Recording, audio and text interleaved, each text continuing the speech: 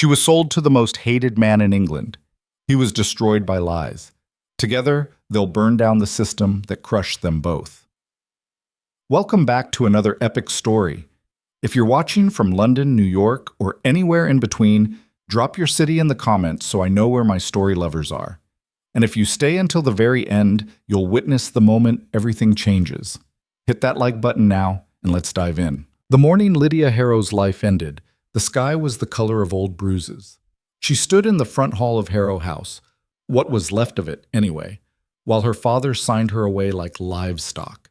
His hand shook so badly, the ink splattered across the marriage contract, black drops on cream parchment that looked almost like blood. "Sign it, Lydia." She didn't move. Couldn't. Her eyes were locked on the document, on the name written in elegant script at the bottom. Adrian Blackthorne, Duke of Blackthorne, the devil himself. Lydia. Her father's voice cracked. He was a broken man, hollowed out by debt and shame, but she'd never heard him beg before. "Please." She looked up then, really looked at him, at the gray in his hair that hadn't been there 6 months ago, at the way his expensive coat hung loose on his frame, at the desperate animal fear in his eyes. Behind him, the house was already half empty. The paintings were gone, the silver, the furniture her mother had loved. Creditors had picked the place clean like vultures on a carcass, and still it wasn't enough. Still, the debt remained, a living thing that grew larger every day, feeding on what little they had left. "How much?" she asked quietly. "What? How much am I worth? What's the price for your daughter?" Her father flinched like she'd slapped him. "Lydia, don't—" £50,000, said a voice from the doorway. Lydia turned. The Duke's solicitor stood there, a thin man with wire spectacles and an expression of permanent disapproval. He'd arrived 3 days ago with the offer, and he'd been haunting their hallway ever since, waiting for her answer like death itself. 50,000, he repeated, paid in full upon marriage, the debt erased, the creditors satisfied, your family's name restored to acceptable standing. Acceptable. Not good, not respectable, just barely tolerable. "And what does he get?" Lydia asked. "The Duke. What does he get for his £50,000? The solicitor's mouth twitched. "A wife, Miss Harrow. What else would a man want?" Liar, she thought. The Duke of Blackthorne was famous for exactly one thing, hating women. The rumors were everywhere, had been for years. That he'd destroyed his first engagement in a spectacular scandal. That he'd been caught in compromising situations with men. That he lived alone in his northern fortress, refusing all society, turning away every marriage-minded mama in England. A man like that didn't suddenly decide he wanted a wife, especially not a nobody like her. "Why me?" she pressed. The solicitor adjusted his spectacles. "His Grace has his reasons." "That's not an answer. It's the only answer you'll get." He pulled out a pocket watch, checked it with obvious impatience. "The offer expires at noon, Miss Harrow. That gives you—" He glanced at the window, at the weak morning light. "Approximately 2 hours to decide whether you'd prefer to remain here and watch your father hang for his debts or accept a marriage to one of the wealthiest men in England. I'm told the choice should be rather simple." Simple. The word tasted like ash in her mouth. But she looked at her father again, really looked, and saw the truth. He was already dead. Oh, he was still breathing, still standing, but the man who'd taught her to ride horses and read Greek was gone. Debt had killed him as surely as any noose. If she refused, they'd take the house. They'd take everything, and her father would choose the coward's way out. She knew him well enough to know that, so really, there was no choice at all. Lydia reached for the pen. Her hand didn't shake. That was the thing that surprised her most. She'd thought she'd tremble, thought she'd cry, thought she'd feel something. But as she signed her name below the Duke's, all she felt was cold. A deep, settled cold that seemed to come from somewhere inside her chest. Lydia Margaret Harrow. There. Done. The solicitor snatched the contract away before the ink could dry, as if he was afraid she might change her mind. "Excellent. The ceremony will be held in 3 days at Blackthorne Manor. A carriage will collect you at dawn." 3 days? Her father's voice was hoarse. We need more time to prepare, to—" His Grace was quite clear about the timeline. The solicitor tucked the contract into his case with the care of a man handling explosives. 3 days, Mr. Harrow. I suggest you use them wisely. He left without another word, his footsteps echoing in the empty hall. Lydia stood there, staring at her ink-stained fingers. Somewhere in the house, she could hear her younger sister crying. Clara was 14, still young enough to believe in fairy tales, still young enough to think love mattered. Lydia had believed that once, too, before her mother died, before the debt swallowed them whole, before she learned that survival was the only currency that mattered. I'm sorry. Her father's voice was barely a whisper. Lydia, I'm so... Don't. She cut him off, her voice sharper than she intended. Just don't. She walked away before he could say anything else. Walked up the stairs to her room, the one space they hadn't sold yet, and closed the door.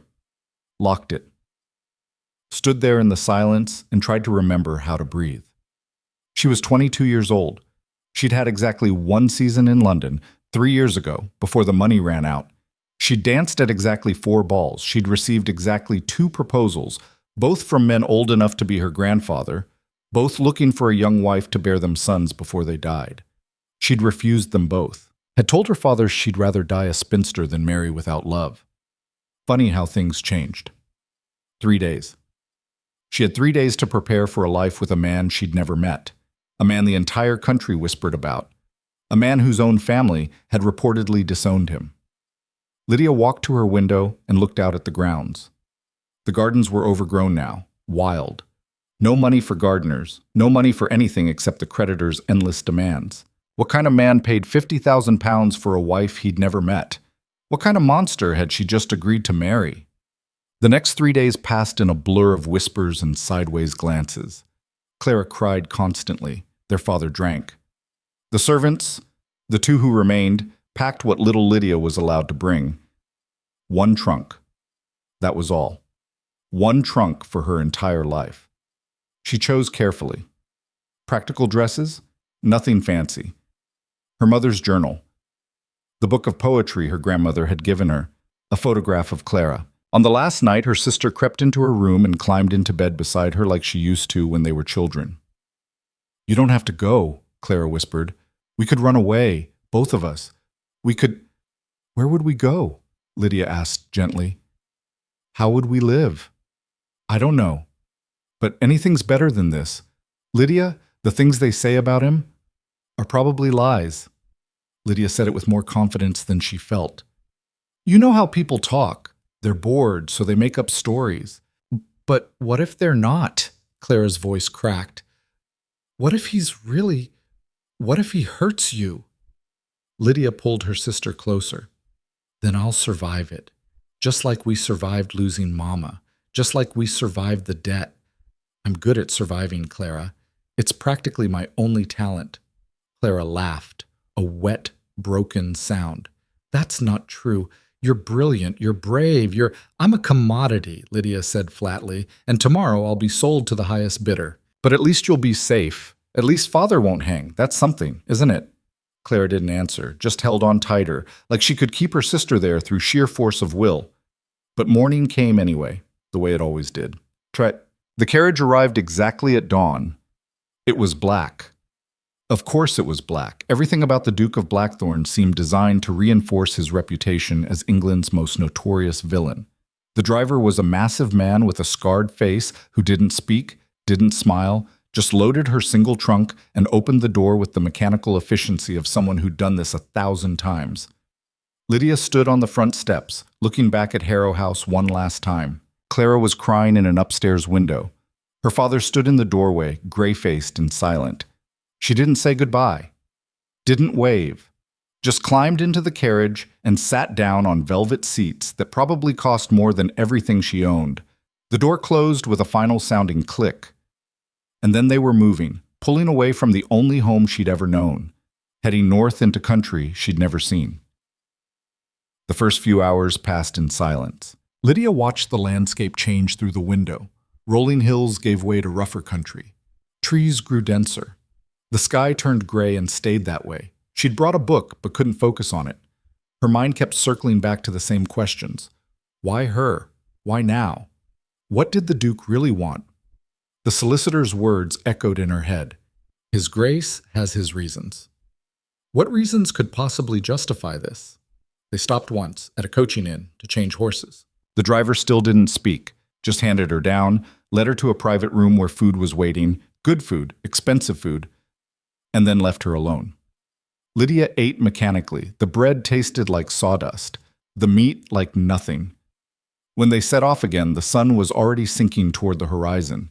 They'd been traveling for nearly 10 hours. How far north were they going? As if in answer, the landscape shifted again. The gentle countryside disappeared entirely, replaced by something wilder, harsher. Hills rose on either side of the road, covered in dark pines. The sky turned the color of iron. This was the north. The real north. The part of England that London society pretended didn't exist. And somewhere ahead, in this wilderness, was Blackthorn Manor. The carriage began to climb. The road got rougher, twisting between hills like a snake. Lydia gripped the seat as they jolted over stones, her heart starting to hammer in her chest. Then as they crested a particularly steep hill, she saw it. Blackthorn Manor. It wasn't a house. It was a fortress. All dark stone and sharp towers built into the hillside like it had grown there. Walls that looked thick enough to withstand a siege. Windows like narrow eyes, watching. It looked like the kind of place where people went to disappear. The carriage rolled through gates that groaned like they hadn't been opened in years. Crossed a courtyard empty except for dead leaves. Stopped in front of massive oak doors that belonged on a cathedral, not a home. The driver climbed down, opened her door. Lydia sat there for a moment, staring up at the manor. Every instinct she had was screaming at her to stay in the carriage, to tell the driver to turn around, to run. But where would she run to? She took a breath, stepped down. The doors opened before she could knock. A woman stood there. Tall, thin, somewhere past 50, with iron gray hair pulled back so tight it looked painful. She wore black, of course, and her expression suggested she'd just bitten into something sour. "Miss Harrow," her voice matched her face. "I'm Mrs. Thorne, the housekeeper. You're expected." Expected, like a package delivery. Lydia followed her inside, into a hall that seemed designed to intimidate. High ceilings, dark wood, portraits of grim-faced ancestors staring down with disapproval, and silence. The kind of silence that felt alive, pressing in from all sides. "The ceremony will be held in the chapel in 1 hour," Mrs. Thorne said, leading her up a massive staircase. "I'll show you to your rooms. The bath is already drawn. Your wedding dress has been provided." Of course it had, because Lydia wasn't supposed to have opinions, wasn't supposed to choose anything. She was just supposed to show up and sign her name and become the Duchess of Blackthorn. Simple. Mrs. Thorne stopped in front of a door, pushed it open. "Ring if you need anything." Then she was gone, disappearing down the hallway like smoke.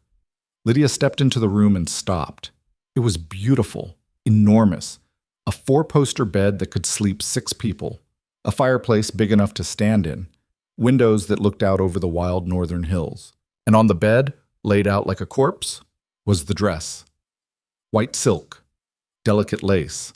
The kind of gown that belonged at a society wedding, surrounded by flowers and champagne and people who actually cared. Not here.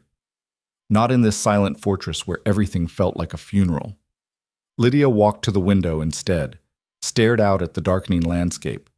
She could see for miles from here. Nothing but hills and trees and gathering night. No neighbors, no towns, just wilderness. She was completely alone. For the first time since signing the contract, something cracked inside her chest. Not tears. She'd learned years ago that tears were useless, but something else. Some last piece of the girl who'd believed in happy endings. She buried it deep. Let the cold settle in its place. Then she turned, walked to the bath, and started preparing to marry a man she'd never met. The chapel was small, old, lit by candles that cast more shadows than light. Lydia stood at the entrance in the white silk gown, her hands empty because there was no one to walk her down the aisle. No family, no friends, just her and Mrs. Thorne, who'd appeared like a ghost to escort her. "He's waiting," the housekeeper said. Lydia's heart was trying to break out of her chest, but she nodded, stepped forward. The chapel was empty except for two figures. A priest near the altar, old and bored-looking, and a man with his back to her, standing perfectly still, the Duke of Blackthorn.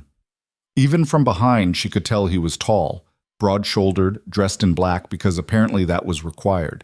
He didn't turn as she approached, didn't acknowledge her at all. Lydia walked down the short aisle, her footsteps echoing, stopped beside him, and finally, he looked at her. She'd expected a monster, some twisted, scarred villain from a Gothic novel, or maybe a dissolute drunk, red-faced and cruel. She got neither. Adrian Blackthorn was young, couldn't be more than 30, and handsome in a way that made her breath catch, sharp features, dark hair, eyes like winter ice. But there was something wrong with those eyes, something that made her skin prickle. They were empty. No anger, no curiosity, no emotion at all. Just nothing. He looked at her the way someone might look at a chair, a moderately interesting chair perhaps, but still just furniture. "Miss Harrow," he said. His voice was cold, clipped. "Are you ready?" Ready. As if this was a business transaction, which she supposed it was. "Yes," she said. He turned back to the priest. "Begin." And that was it. No greeting, no introduction, no pretense of civility. The ceremony started. Lydia heard approximately none of it. She was too busy trying to understand what was happening. The man beside her stood like a statue, responding to the priest's prompts with single syllables. When it came time for the vows, he recited them in the same tone someone might use to read a shopping list. Then it was her turn. "I, Lydia Margaret Harrow, take thee, Adrian Blackthorn." The words felt like glass in her throat, but she got them out. All of them. And when the priest asked for the ring, Adrian produced one without hesitation, a simple gold band that fit her finger perfectly, as if he'd measured her without her knowing. "I now pronounce you man and wife," the priest intoned. "You may—" Adrian was already turning away, already walking toward the door. The priest coughed. "Your Grace, the customary is unnecessary," Adrian said without stopping. And then he was gone, leaving Lydia standing at the altar in her white dress, still wearing the ring he'd just put on her finger, still trying to process what had just happened. She wasn't a wife. She was a signature on a contract, a name on a piece of paper. Nothing more. Mrs. Thorne appeared at her elbow. "Come, I'll show you to the Duchess's quarters." "That wasn't the Duchess's quarters?" Lydia asked, still dazed. "Where I dressed?" "Those were the guest rooms, Your Grace." Mrs. Thorne's voice was completely neutral. "The Duchess's apartments are in the East Wing." Lydia followed her out of the chapel, through winding corridors that all looked the same. The manor was massive, she realized. Huge. She could get lost in here and never be found. They climbed another staircase, turned down another hallway, stopped at another door. "Your quarters," Mrs. Thorne said, pushing it open. These rooms were larger than the guest suite, just as beautiful, just as empty. "The Duke's apartments are through there." Mrs. Thorne gestured to a connecting door, though His Grace rarely uses them. Rarely. Not never. Rarely. "Where does he sleep then?" Lydia asked. Mrs. Thorne's expression didn't change. "I'm afraid I couldn't say, Your Grace. His Grace values his privacy." Privacy. Right. "Dinner is served at 8 in the small dining room," Mrs. Thorne continued. "Would you like me to send someone to help you dress?" Lydia looked down at the wedding gown. "No, I can manage." Mrs. Thorne nodded and left, closing the door with a soft click. Lydia stood there in the silence, looking around at her new prison. Because that's what this was, wasn't it? A beautiful, expensive prison. She walked to the window. Night had fallen completely now, and all she could see was her own reflection in the glass. A girl in a white dress. A stranger. The Duchess of Blackthorn. She almost laughed. Almost. But if she started, she wasn't sure she'd be able to stop. So instead, she did what she always did. She buried the emotion, locked it away, and started planning. Adrian Blackthorn had bought himself a wife for £50,000.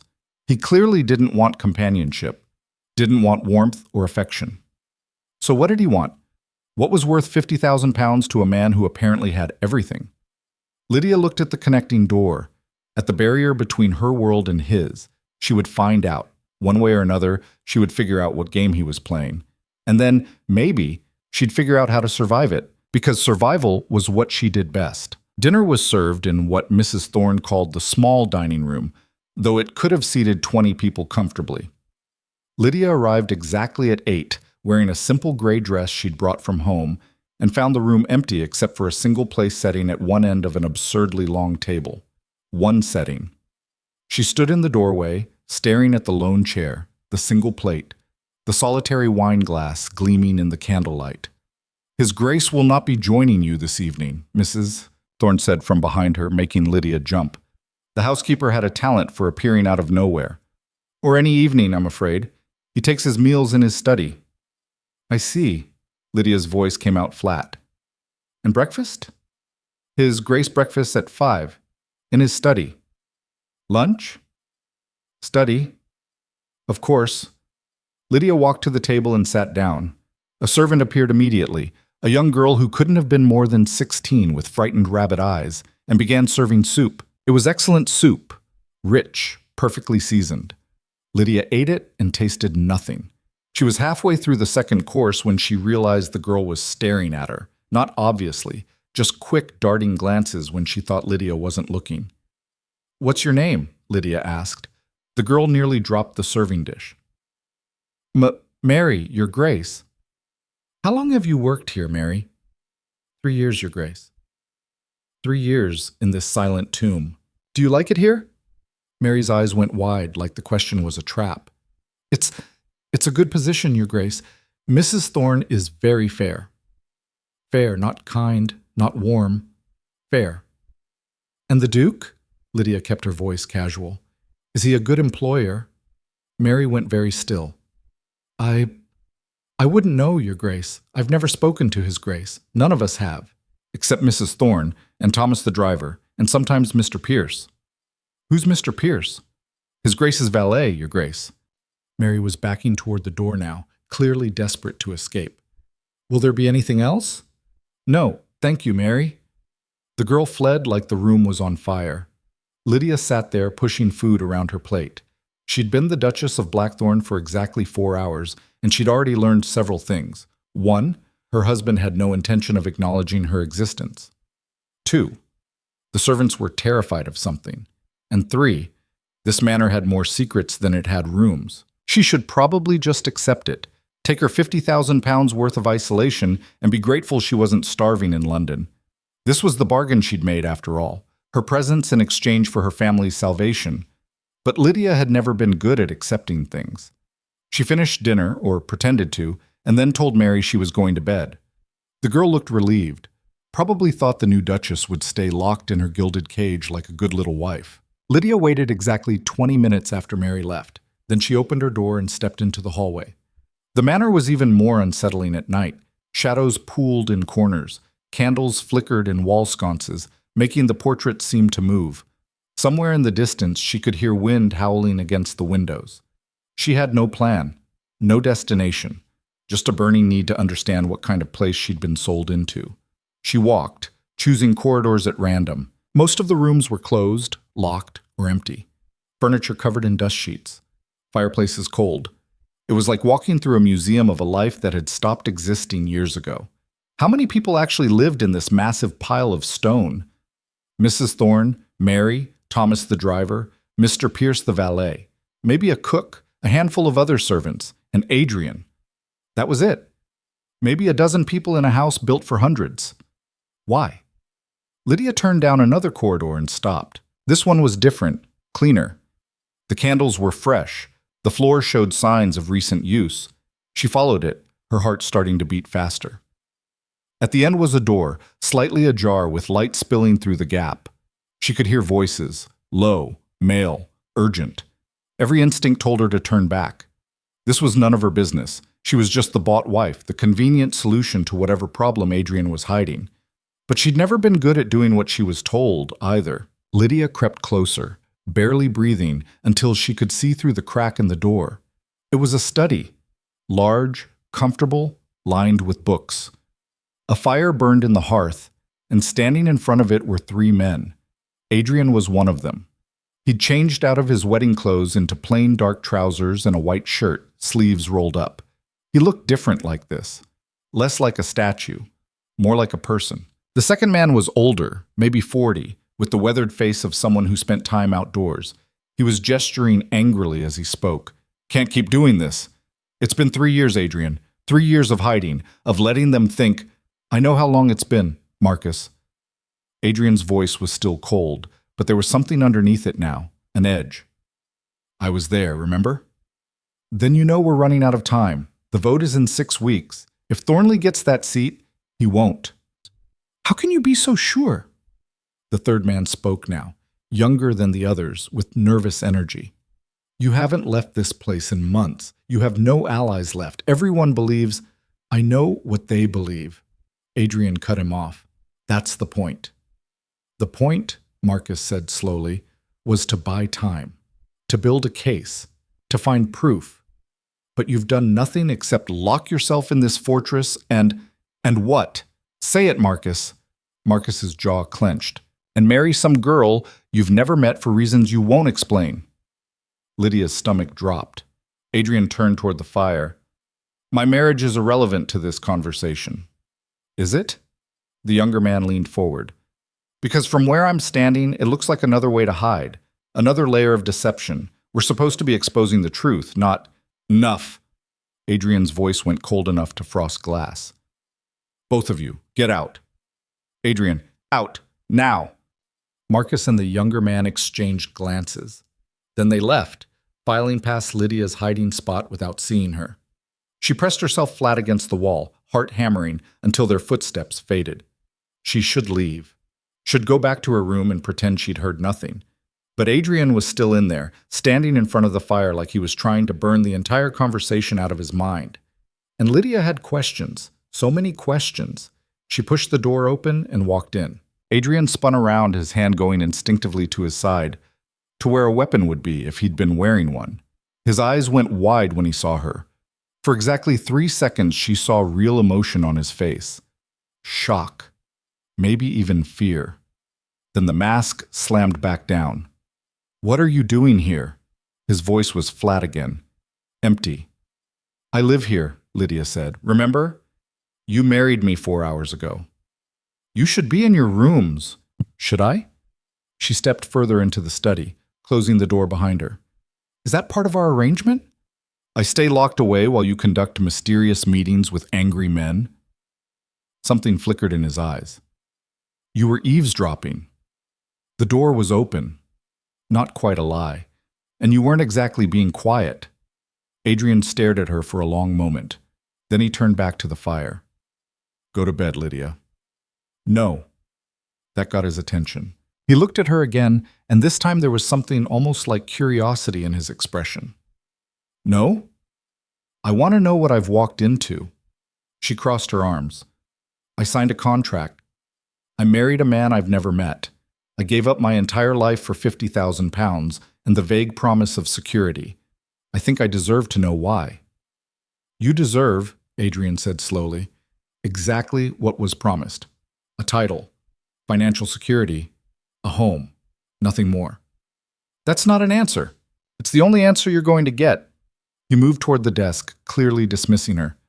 Now please, leave. Lydia didn't move. Couldn't. Because she'd seen something when he turned, something he'd probably forgotten was there. On his desk, half covered by papers, was a map. A detailed map of London, with certain buildings marked in red ink. Parliament, several noble estates, and one building circled multiple times.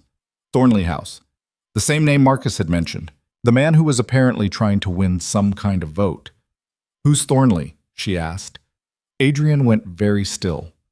I told you to leave. And I told you no. She walked closer to the desk, studying the map. What's in 6 weeks? What vote were they talking about? This is not your concern. I'm your wife. That makes it my concern. You're a name on a contract, Adrian said, and there was finally some heat in his voice. Finally, some real emotion. Anger. That's all. You signed it. You got your money. Now play your part and stay out of my way. The words should have stung. Probably would have if Lydia hadn't spent the last 3 years building armor around her heart, but she'd learned how to take worse hits than this.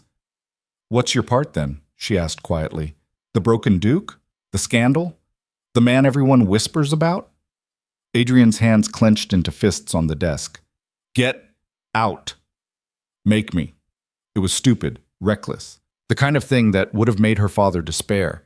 But Lydia was so tired of being pushed around, so tired of being treated like she didn't matter. She'd sold herself into this marriage. The least she deserved was the truth. Adrian moved fast.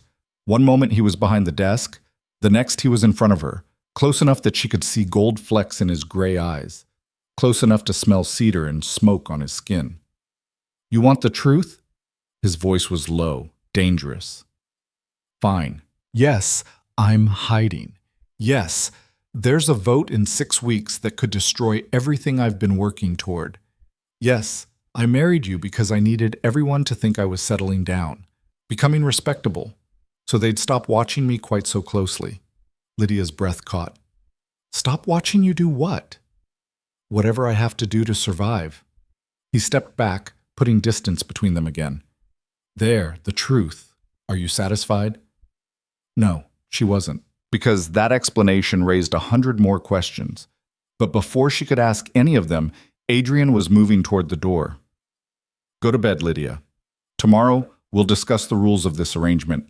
But tonight—" He stopped, his hand on the doorframe. "Tonight, just leave me alone." He walked out, leaving her standing in his study, surrounded by maps and secrets. Lydia stood there for a long moment, trying to process everything. Then she looked at the desk, at the papers Adrian had been so careful to keep her away from. She shouldn't. It was wrong, an invasion of privacy. But when had doing the right thing ever gotten her anywhere? She crossed to the desk and started looking through the papers. Most of it was correspondence, bills, estate management, normal things. Then she found the folder. It was thin, tucked under a ledger like someone had tried to hide it. Inside were newspaper clippings, all of them about Adrian, about the scandal that had destroyed his reputation 3 years ago. Duke's depraved behavior. Shocks society. Blackthorn caught in compromising position, engagement. Broken after midnight scandal.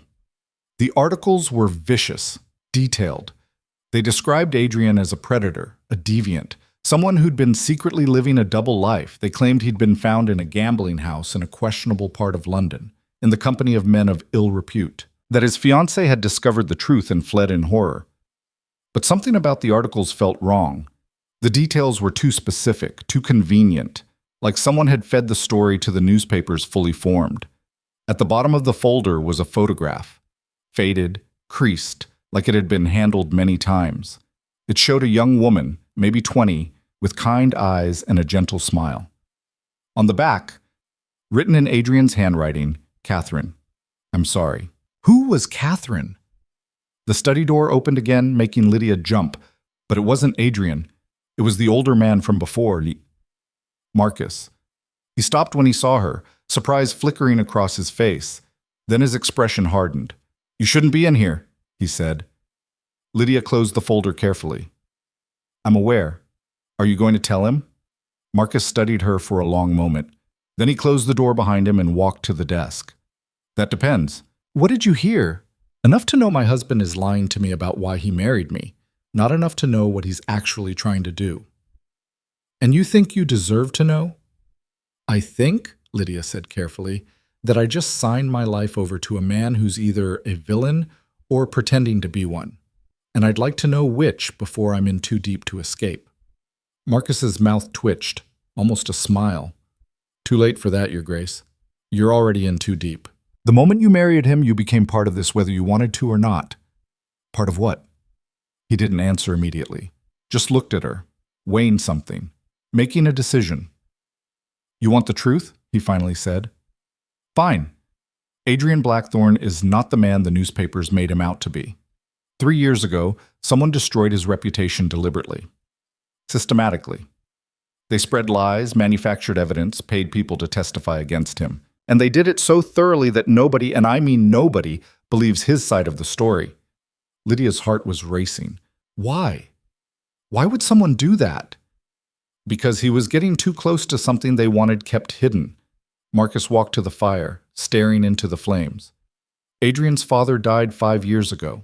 Left everything to Adrian, the title, the estates, the seat in Parliament. But there was something else. Documents. Evidence of corruption at the highest levels. Bribes. Blackmail. A network of powerful men doing unspeakable things. What kind of things? Marcus's jaw clenched. The kind that destroy lives. That's all you need to know. And Adrian wanted to expose them. Adrian wanted justice, but he was young, idealistic. He didn't understand how deep the corruption went, so he started asking questions, started investigating, and one of the men he was investigating, Lord Thornley, decided to eliminate the problem before it became one. The name from the map, the vote in 6 weeks. Thornley destroyed his reputation, Lydia said slowly, putting it together. Made everyone think Adrian was the monster instead. Exactly. And it worked. Adrian lost everything. His friends, his allies, his fiancée. Catherine. Marcus looked at her sharply. How do you... He saw the folder on the desk. You've been going through his things. I wanted to understand. Lydia didn't apologize. Who was she? Someone who believed the lies. Marcus's voice went hard. Someone who couldn't handle the scandal. She broke off the engagement, publicly humiliated Adrian, and then he stopped. Then what? Then she died. 6 months later. Fell down the stairs in her home. They called it an accident. The way he said it made Lydia's skin crawl. But it wasn't. Adrian thinks Thornley had her killed because she'd started having doubts, started asking questions of her own. The room felt very cold suddenly. So he's been hiding, Lydia said, for 3 years, letting everyone think he's exactly what Thornley made him out to be. While he, what, builds a case?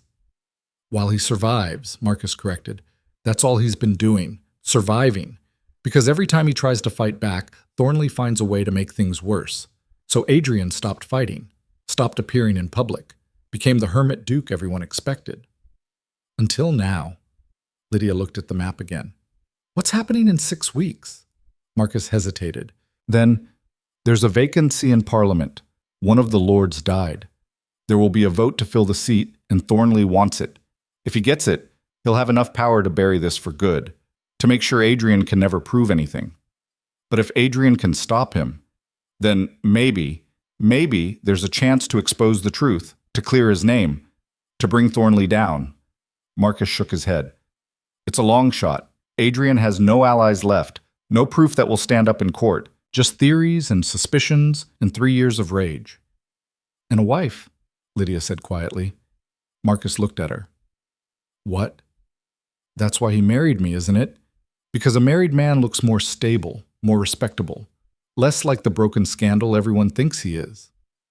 Partly, Marcus seemed to be choosing his words carefully, but also because Thornley has been watching him, waiting for him to make a move, and Adrian needed a distraction, something to make Thornley think he'd given up, that he was just trying to salvage what was left of his life. So I'm bait. You're cover, Marcus corrected. There's a difference. Not much of one. Lydia walked to the window, looking out at the dark hills. What happens if Thornley wins the vote? Adrian disappears, probably forever. Thornley makes sure of it. And if Adrian wins? I don't know, Marcus said honestly. I don't think anyone does. This has been going on so long, I'm not sure either of them remembers what victory looks like anymore. Lydia pressed her forehead against the cold glass. She should be furious, should be screaming. She'd been used, manipulated, married off as part of some elaborate game between two men who saw her as nothing more than a piece on a board. But underneath the anger, she felt something else, relief. Because this made sense. This was a problem she could understand. Not some inexplicable cruelty or arbitrary hatred, just politics. Power. Men doing terrible things to each other in the name of winning. She'd spent her whole life navigating situations like this, just on a smaller scale. Does he know you told me all this? She asked without turning around.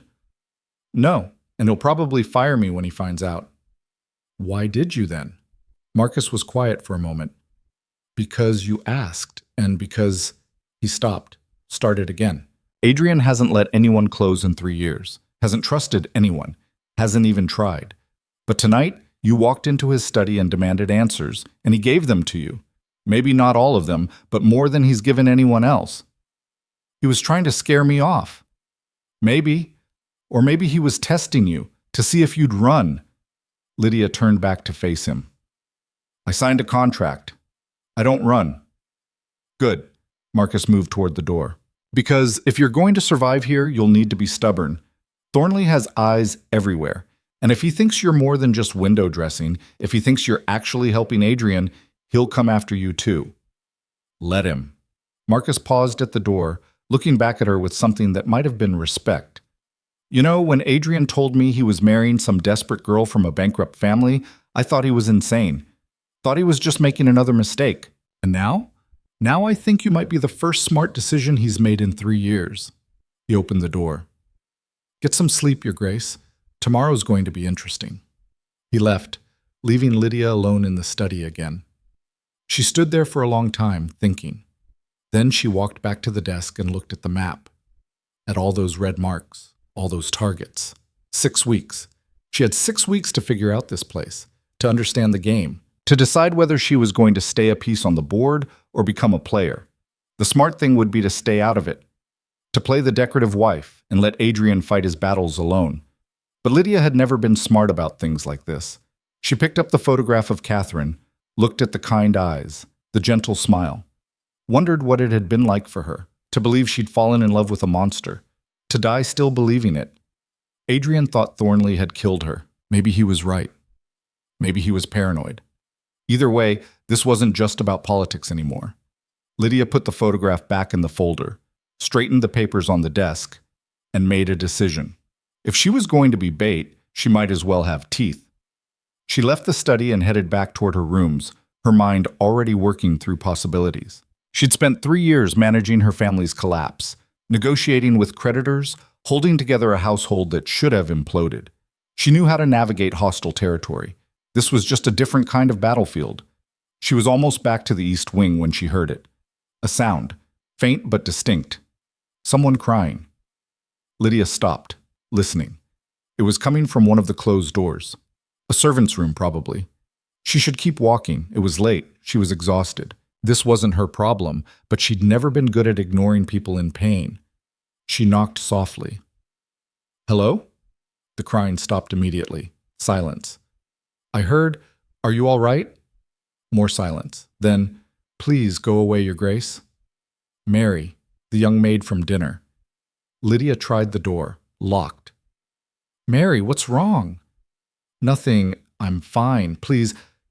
You're crying. I'm not. A hiccup. I'm not supposed to bother you. You're not bothering me. Lydia kept her voice gentle. Can you open the door? A long pause. Then the lock clicked, and the door opened a crack. Mary's face appeared, red and blotchy from crying. What happened? Lydia asked. It's nothing. Really, Mary's face crumpled. I just miss my mother. She's sick, and I can't go see her, and I'm so worried. Why can't you go see her? Because I can't ask for time off. Mrs. Thorne says we're short-staffed already, and if I leave, even for a day, I might not have a position when I come back. Lydia felt something hot and sharp settle in her chest. Where does your mother live? Whitby. It's a day's journey, but I can't. Yes, you can. Lydia made the decision without thinking. You'll go tomorrow. I'll arrange it with Mrs. Thorne. Mary's eyes went huge. Your Grace, you can't. She won't. I'm the Duchess, Lydia said, testing out the weight of the title. I think I can manage one housekeeper. But she answers to His Grace, and he won't care. Probably. Pack a bag, Mary. You'll leave first thing in the morning. Mary stared at her like she'd just performed a miracle. Thank you, Your Grace. Thank you so much. Lydia squeezed her hand. It's all right. Go see your mother. She left before Mary could cry again, heading back to her rooms with purpose in her step. If she was going to live here, really live here, not just exist, she needed to start establishing herself, not as Adrian's convenient wife, not as decoration, as someone with actual power. The Duchess's rooms were cold when she entered. No one had lit the fire. Lydia did it herself, coaxing flames from kindling until warmth started to spread through the space.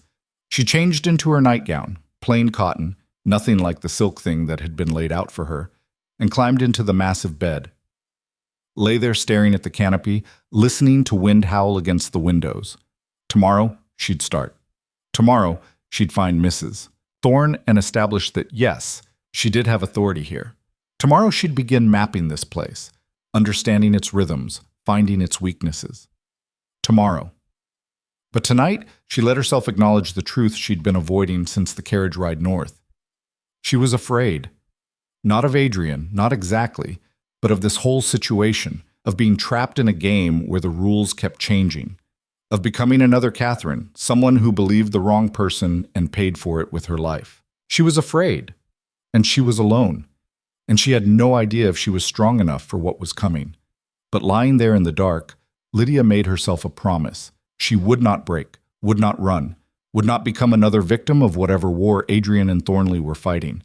She would survive this, one way or another, even if it killed her. Even if it killed her. The thought was still echoing in her head when she woke to someone pounding on her door. Lydia sat up, disoriented. The room was gray with pre-dawn light. She'd barely slept, her mind churning through everything Marcus had told her, and now the pounding came again. Harder. "Your Grace!" Mrs. Thorne's voice, sharp with something that might have been panic. "Your Grace, you need to come. Now." Lydia threw on a robe and yanked open the door. The housekeeper stood there, her iron composure cracked just enough to show real alarm underneath. "What's happened?" "It's Mary, the girl from last night. She's gone." Lydia's stomach dropped. "Gone? What do you mean, gone?" "Her room is empty. Her things are missing. And Thomas says one of the horses is gone from the stable." Mrs. Thorne's mouth was a thin line. "She's run off." "She didn't run off," Lydia said immediately. "I told her she could go, to visit her sick mother in Whitby." The housekeeper went very still. "You what?" "I gave her permission last night. She was upset and You had no right." Mrs. Thorne's voice could have cut glass. "Staff decisions go through me, Your Grace, not you, and certainly not without informing His Grace first." She was crying. "Her mother is ill. It's one day that leaves us short a chambermaid. One day where His Grace's schedule is disrupted. One day where—" Mrs. Thorne stopped herself, visibly pulling her composure back together. "This is not how things are done here." "Then maybe," Lydia said quietly, "things need to be done differently." The housekeeper stared at her. For a moment, Lydia thought she might actually argue, but then footsteps echoed in the hallway and they both turned. Adrian strode toward them, already dressed despite the early hour. His face was unreadable, but there was tension in the set of his shoulders. "What's all this noise?" Mrs. Thorne straightened. "The new chambermaid has abandoned her post, Your Grace. Without notice, I gave her permission to visit her sick mother," Lydia interrupted, "in Whitby. She'll be back tomorrow." Adrian's eyes cut to her, cold, assessing. "Did you?" It wasn't a question. "Yes." Lydia lifted her chin. She was distressed. You thought, Adrian said slowly, "that you could make decisions about my household without consulting me." "I thought I could show basic human kindness to a girl who was crying." Human kindness. He said it like the words were foreign. "How touching." "She'll be back." "She won't." Adrian's voice went flat. "Because she took the horse, which means she's not planning to return on foot. Because she packed all her things, which means she's not planning to return at all. And because—" He stopped, turned to Mrs. Thorne. "Did she take anything else?" The housekeeper hesitated. "We're still doing inventory, Your Grace, but it appears some silver may be missing from the dining room." Lydia's heart sank. "No, she wouldn't." "Wouldn't she?" Adrian's laugh was bitter. "You've known her for all of one evening, Lydia. I've employed her for 3 years, and in that time she's stolen twice before. Small things, things we couldn't prove. But now—" He gestured at the empty hallway. "Now she has a horse, a day's head start, and a duchess who just gave her the perfect excuse to disappear." The words hit like a slap. "I didn't know." "Ha! No, you didn't." Adrian's eyes were ice. Because you didn't ask, didn't think, just acted on impulse because a girl batted her eyes and told you a sad story. Her mother is sick. Her mother is dead. Has been for 2 years. Mrs. Thorne's voice was gentle, which somehow made it worse. I'm sorry, Your Grace, but Mary has a history of embellishment. We kept her on because good staff is hard to find this far north, but we watched her carefully. Lydia felt sick. I didn't know. Obviously. Adrian turned away. Thomas, take 2 men and go after her. She can't have gotten far. Bring back the horse and the silver. I don't care about the girl. Yes, Your Grace. The driver's voice came from somewhere behind them. Adrian started walking back toward his study. Lydia followed, anger rising to replace the shame. You could have warned me, she said. Last night, when I first arrived. You could have told me not to trust. I could have done a lot of things. Adrian didn't stop walking. I could have told you to stay in your rooms, to keep to yourself, to remember that you're here for appearance only, but I assumed you'd have the sense to what? To know which servants are thieves? To read minds? Lydia grabbed his arm, forcing him to stop.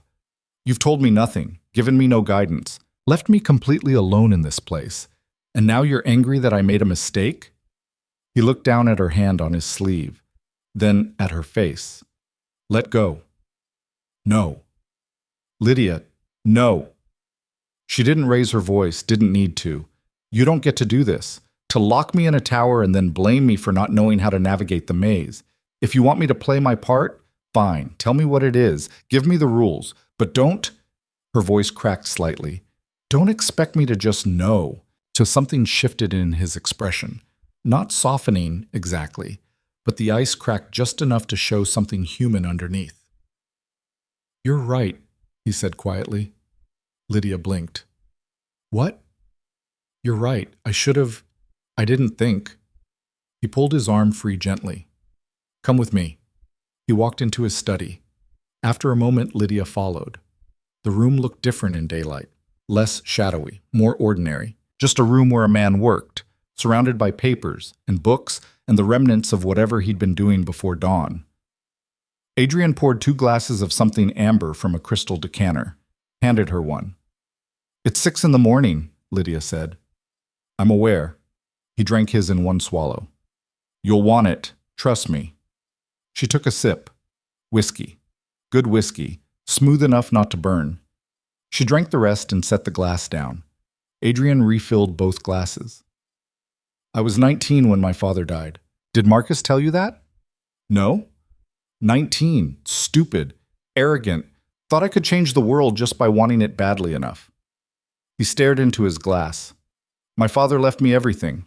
The title, the estates, the parliamentary seat, and a locked box with a letter that said, don't open this unless you're prepared to go to war. And you opened it. Not immediately. First I tried to be the duke everyone expected. Attended sessions, made alliances, played the game. His mouth twisted. I was actually good at it. People liked me, trusted me. I had friends, a fiancé, a future that looked normal. What was in the box? Adrian set down his glass and walked to the window. Proof. Years of it. My father had been collecting evidence of corruption within the House of Lords, bribes, blackmail, things that would destroy half the peerage if they came to light. Why didn't he expose it himself? Because he was part of it. Adrian's voice went hard. Early in his career, they caught him in something, used it to control him for decades. By the time he tried to break free, he was dying. So he left it to me instead. His final gift. A chance to finish what he started. Lydia moved closer to the window, standing beside him. You tried to expose them. I tried to be smart about it. Built a case. Gathered more evidence. Made sure I had everything I needed before I made a move. He laughed, bitter. But I underestimated how ruthless they'd be. How far they'd go to protect themselves. Thornley. Thornley was the worst of them. Still is. He's not just corrupt. He's vicious about it. Enjoys the power. The control. Adrian's hands clenched on the windowsill. When he realized I was coming for him, he didn't try to bargain, didn't try to threaten. He just destroyed me. The scandal. The scandal was brilliant. I'll give him that. He knew exactly where to hit, made me look like the predator instead of him, turned everyone I trusted against me. And when Catherine... He stopped, swallowed hard. When Catherine started questioning the story, started thinking maybe she'd been wrong about me, he had her killed, made it look like an accident, and sent me a message the next day. What message? Adrian pulled something from his pocket, a small card yellowed with age. He handed it to Lydia.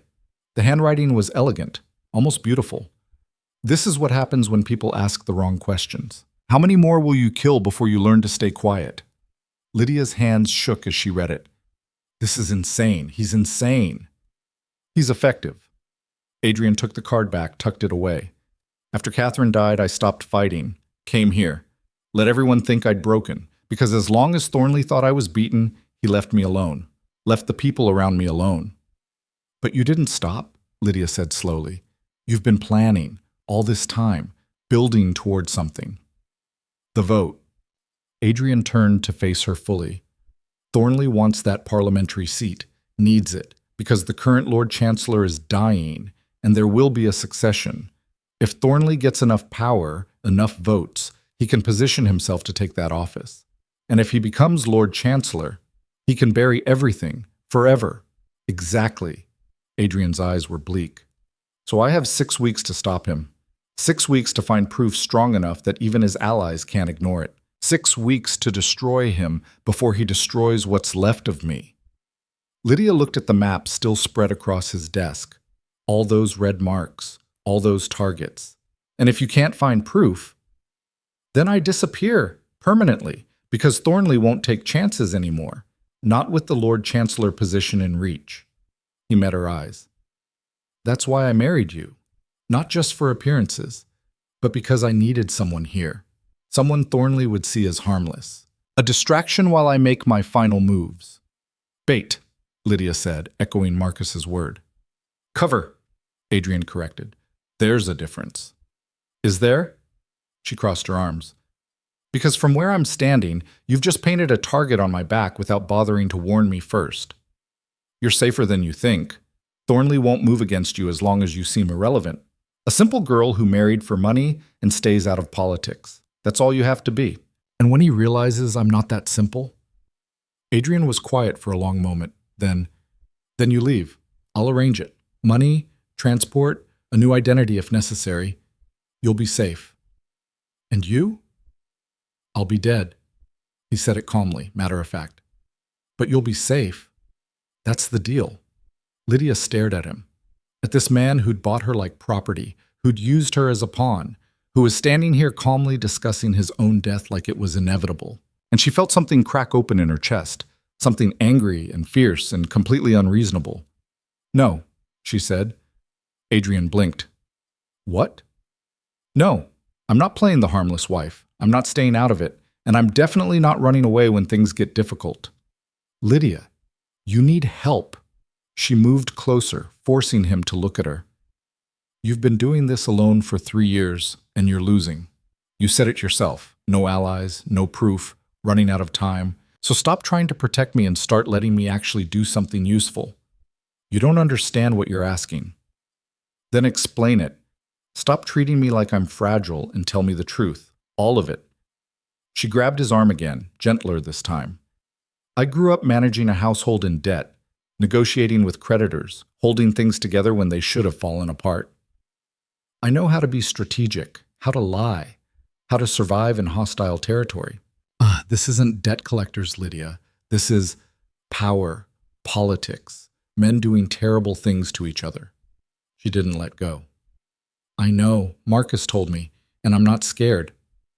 You should be. Probably. She smiled, sharp and humorless. But I signed a contract, remember? For better or worse. And this... She gestured at the study, the maps, the evidence of his war.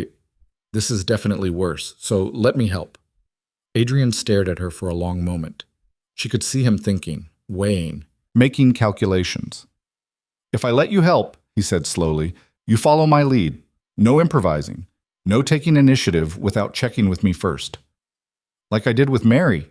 Exactly like that. Because next time, it won't be silver that gets stolen. It'll be information. Or worse. His voice hardened. Thornley has people everywhere. Servants, shopkeepers, people you'd never suspect. And they're watching for any sign that I'm active again. One mistake could end everything. As Lydia thought about Mary's tear-stained face, about how easily she'd been manipulated, how close she'd come to compromising everything without even knowing it. "All right," she said. "I'll follow your lead. But you have to actually lead. No more leaving me in the dark." Adrian nodded slowly. "Deal." "Sophia." Lydia pulled out a chair and sat down at his desk like she belonged there. "Where do we start?" For the first time since she'd met him, Adrian almost smiled. "We start with trust and verification." He pulled out a different folder. This one was thick, stuffed with papers. He spread them across the desk between them. "These are Thornley's financial records, or what I've been able to piece together. He's careful, uses intermediaries, shell companies, false names, but there's a pattern. Money flowing in from sources that don't make sense. Payments to people who shouldn't be connected to him." Lydia leaned forward, studying the numbers. "This is a lot of money. Bribes. Mostly. Some blackmail payments. Some just buying people." Adrian pointed to one entry. "This one, for example. £20,000 to a shipping concern in Dover. But there's no shipping company by that name. No legitimate business at all. So it's a front. Probably, but I can't prove it. Can't trace where the money actually went or what it paid for." He shuffled through more papers. "It's like this everywhere. Threads I can follow for a while, then they just disappear." Lydia picked up one of the ledgers, flipping through it. The handwriting was neat, precise, professional. "Who keeps his books?"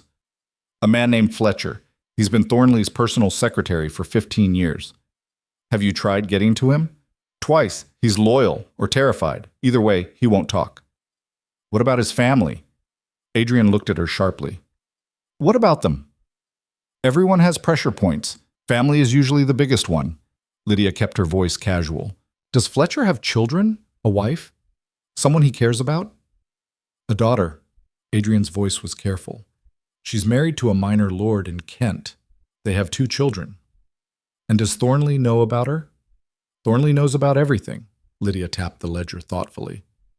"So Fletcher stays loyal because Thornley has leverage over his daughter, which means if we could find a way to neutralize that leverage, we're not threatening innocent people." Adrian cut her off. "I won't do that. It's exactly what Thornley would do." "I wasn't suggesting threats." Lydia looked up at him. "I was suggesting protection. If we could guarantee Fletcher's daughter's safety, really guarantee it, in a way Thornley couldn't touch, Fletcher might be willing to talk." Adrian went very still. "That's actually not a terrible idea. I have them occasionally." He almost smiled again. "Almost. The problem is resources. I have this estate, some liquid assets, a few people I trust, but Thornley has an entire network. Money, connections, power. How do we protect someone from that?" Lydia thought for a moment. "What about Marcus? You trust him, right?" "With my life." "And the other man from last night? The younger one?" "William." "Yes, I trust him too." "So that's 3 people, plus me. 4. She started counting on her fingers. "Mrs. Thorne seems loyal, even if she's prickly. Thomas the driver. Your valet. That's 7. Who else?" "That's it." Adrian's voice was flat. 7 people. Against Thornley's hundreds. 7 people who actually care about the truth. That's worth more than you think." Lydia stood up, pacing. "The mistake you've been making is trying to match Thornley's resources. You can't. You'll never have as much money or as many people. So stop trying. What do you suggest instead? Use what you have, which is information." She pointed at the papers. "All of this. Years of evidence. You know where the bodies are buried. Metaphorically and maybe literally. That's power. You just have to figure out how to use it." Adrian watched her pace, something shifting in his expression. "Go on." "Thornley's strength is his network. All those people he's bought or blackmailed. But networks have weaknesses, points of failure. If we can find the right pressure point, the right person who's tired of being controlled, we might be able to crack the whole thing open. I've tried that. Everyone's too afraid. Because they think they're alone, that Thornley is invincible." Lydia stopped pacing, meeting his eyes. But what if we showed them he's not? What if we gave them proof that other people are ready to break free too? A rebellion, a coalition of people who are all tired of being under Thornley's thumb. She could see it now, the shape of it. Fletcher isn't the only one with a daughter at risk. There must be dozens of people Thornley's controlling. If we could identify them, reach out to them quietly, build a network of our own. It would take months. We have 6 weeks. Then we start with Fletcher. We protect his daughter, we get his testimony, and we use that to approach the next person. Build momentum. Lydia's mind was racing now. And while we're doing that, we keep digging, keep finding evidence, keep building the case until it's so overwhelming that Thornley can't bury it anymore. Adrian stared at her like he was seeing her for the first time. You're serious about this? Completely. You understand what you're risking. If Thornley finds out you're helping me, he won't hesitate to let him try.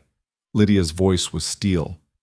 I've spent 3 years being pushed around, being told what to do, how to act, who to marry. I'm done being powerless. Something changed in Adrian's face. The ice cracked further, and underneath it she saw what Marcus must have seen 3 years ago. Before the scandal, before the isolation, a man who'd believed in justice enough to risk everything for it. All right, he said quietly. We'll try it your way. Our way, Lydia corrected. We're partners now, remember? Partners. He tested the word, then extended his hand. Partners. She shook it. His grip was strong, calloused, the grip of someone who'd been fighting alone for too long. They spent the next several hours going through everything. Ledgers, letters, newspaper clippings. Adrian showed her the full scope of Thornley's corruption. The bribes, the blackmail, the suspicious deaths. And slowly, a picture emerged. Thornley wasn't just corrupt. He was building an empire. Using fear and money to control half of Parliament, positioning himself to become one of the most powerful men in England. And he'd do anything to protect that power. We need to move Fletcher's daughter first, Lydia said around midday, rubbing her tired eyes. Get her somewhere safe before we approach him. Agreed. I'll have Marcus arrange it. He has contacts in Scotland who owe him favors. Adrian made a note. It'll take a few days.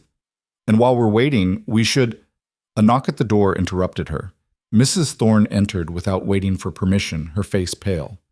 Your Grace, you have a visitor. Adrian went very still. I'm not receiving visitors. He says it's urgent. Says he won't leave until you see him. Mrs. Thorne's voice was strained. It's Lord Thornley, Your Grace. The temperature in the room seemed to drop 10 degrees. What? Adrian's voice was barely above a whisper. Lord Thornley is here, waiting in the front hall, with 6 men. Lydia's heart was hammering. Why would he come here? I don't know. Adrian was already moving, thinking. How did he get past the gates? Thomas wasn't at his post. He's still out looking for Mary. Mrs. Thorne twisted her hands. I'm sorry, Your Grace. I tried to tell them you weren't home, but it's all right. Adrian's voice was cold, controlled, but Lydia could see tension in every line of his body. Lydia, go to your rooms. Lock the door. Don't come out until I send for you. No. This isn't negotiable. If Thornley's here, it's because of me.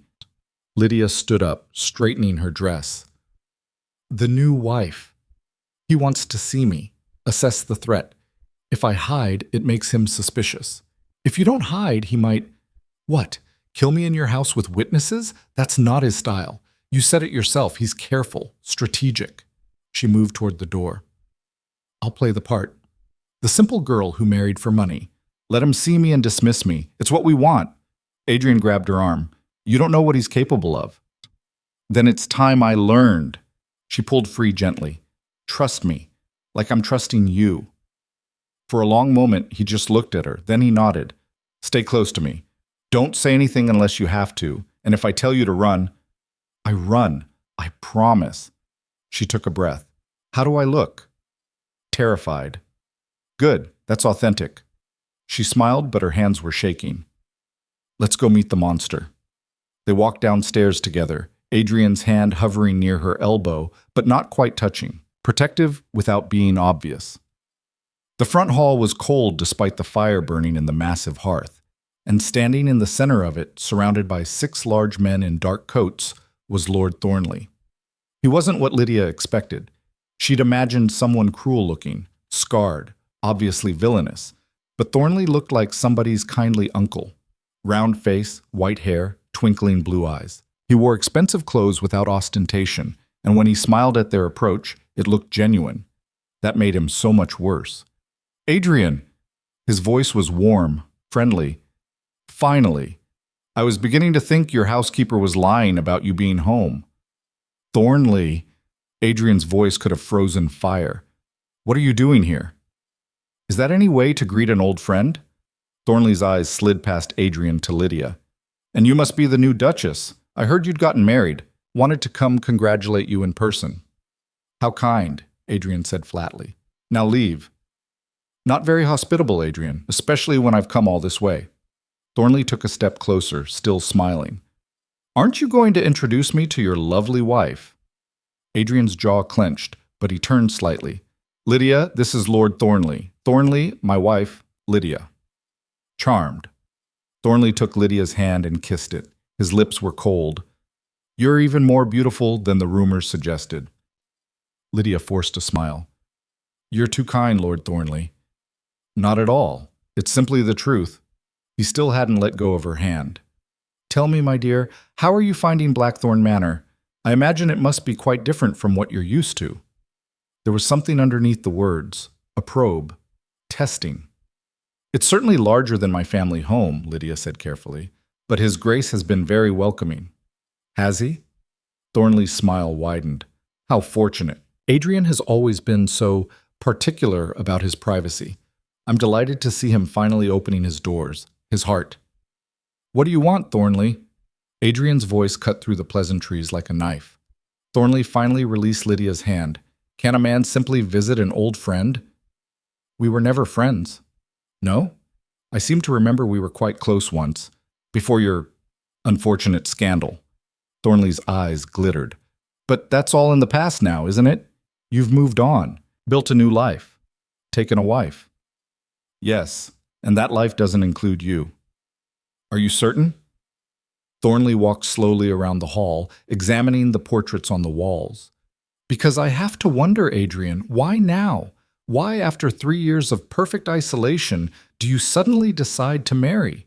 And such a sudden courtship, too. No announcements, no engagement period, just a transaction." Lydia's blood ran cold. "My personal life is none of your concern," Adrian said. "Isn't it, though?"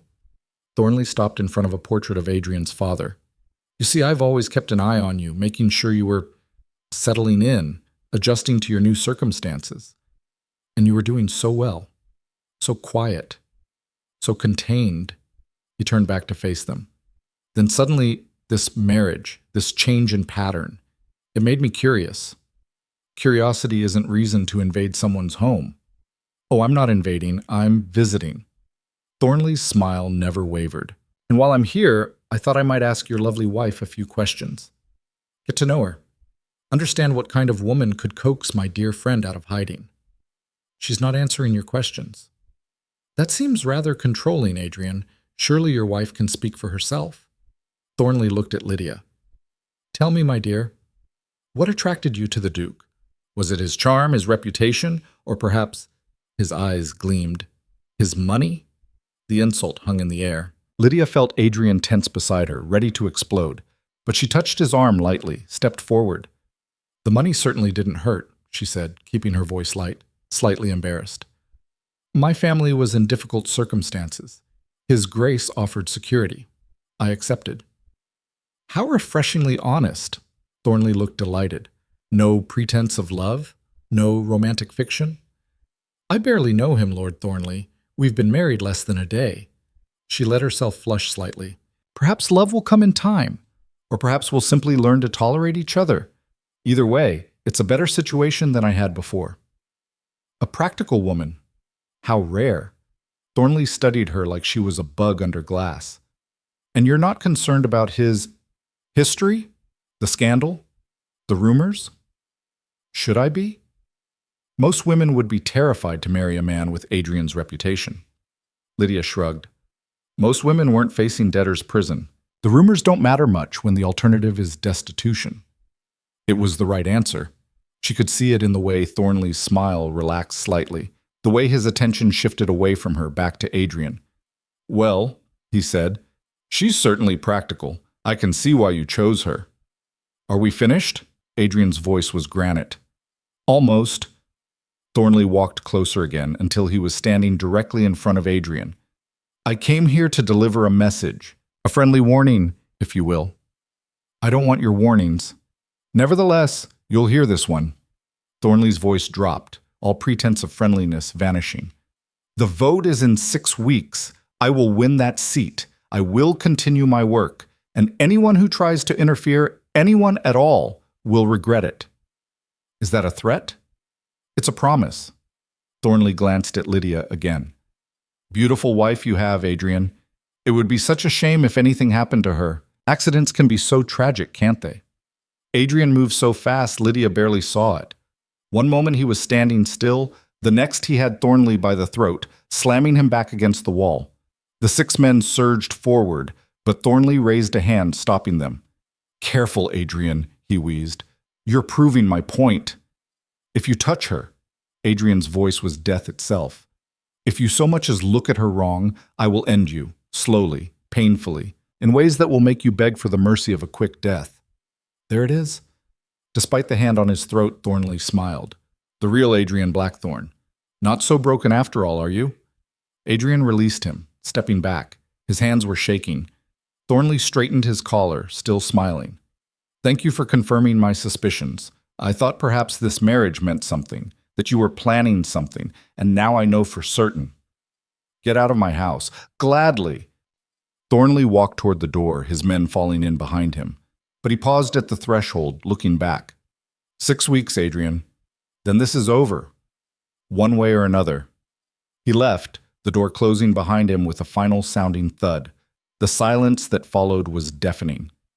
Lydia watched Adrian, saw him fighting for control, saw the moment his hands stopped shaking and his face went cold again. "That," he said quietly, "is what we're fighting."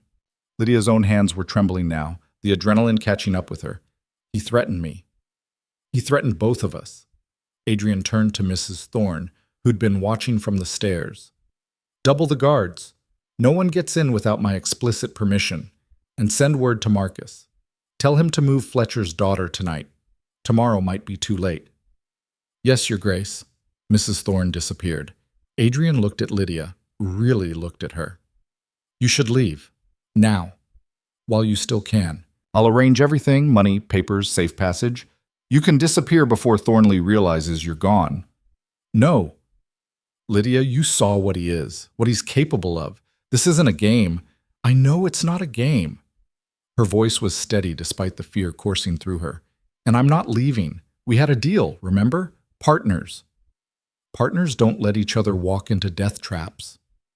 "Then stop trying to walk into this one alone." She moved closer to him. "He's scared. Did you see it?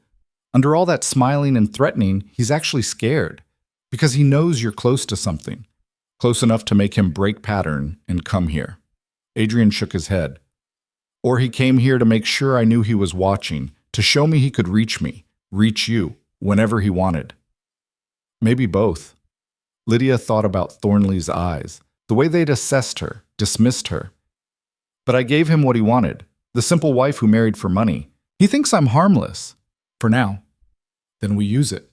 While he's not watching me, I can—" "No." Adrian's voice was final. "No risks, no improvising. You stay here, where it's safe, and let me handle—" A crash from upstairs cut him off. They both froze. Then came the screaming. Adrian ran, taking the stairs 3 at a time. Lydia followed, her heart in her throat. The sound was coming from the east wing, from her rooms. They burst through the door to find Mary, the maid who'd supposedly run off, standing in the center of the bedroom, covered in blood, holding a knife. "I'm sorry," she was sobbing. "I'm sorry. I'm sorry. I didn't want to, but he said he'd kill my mother. He said—" She lunged, not at Adrian, at Lydia. At Lydia. Adrian moved like lightning, throwing himself between them. The knife caught him across the forearm instead of Lydia's chest, slicing deep. Blood sprayed across the pale carpet. Mary screamed again and dropped the knife, stumbling backward. No, no, no, I wasn't supposed to hurt him, just her, just... Adrian kicked the knife away and grabbed Mary by the shoulders, slamming her against the wall. Who sent you? Was it Thornley? He said it would be quick. Mary was sobbing so hard she could barely speak. He said you'd just find her dead and think it was suicide because she couldn't handle being married to you, and he'd send money for my mother's medicine, real medicine, and... How much did he pay you? Lydia heard herself ask. Her voice sounded distant, like it was coming from underwater. 50 pounds, and the promise of more once it was done. Mary's face crumpled. My mother is dying, really dying. I didn't lie about that part, and I couldn't afford the treatment she needs. And when that man came to me in the village and said all I had to do was, enough! Adrian's voice cut through her babbling. He was still holding his wounded arm, blood seeping between his fingers. Mrs. Thorne! The housekeeper appeared in the doorway, took in the scene with one sharp glance, and immediately started barking orders. Thomas, William, get in here now! The two men appeared within seconds. Thomas grabbed Mary, who'd gone limp and unresisting. William looked at Adrian's arm and went pale. It's not deep, Adrian said, though the blood suggested otherwise. Lock her in the cellar. I'll deal with her later. Should I send for the magistrate? Mrs. Thorne asked. No. Adrian's jaw clenched. Not yet. First I want to know everything she knows. Every detail. Every name. He looked at Mary, who was crying silently now. If you cooperate, I'll help your mother. Get her the treatment she needs. If you don't, I'll tell you everything, Mary whispered. I swear. Just please help her.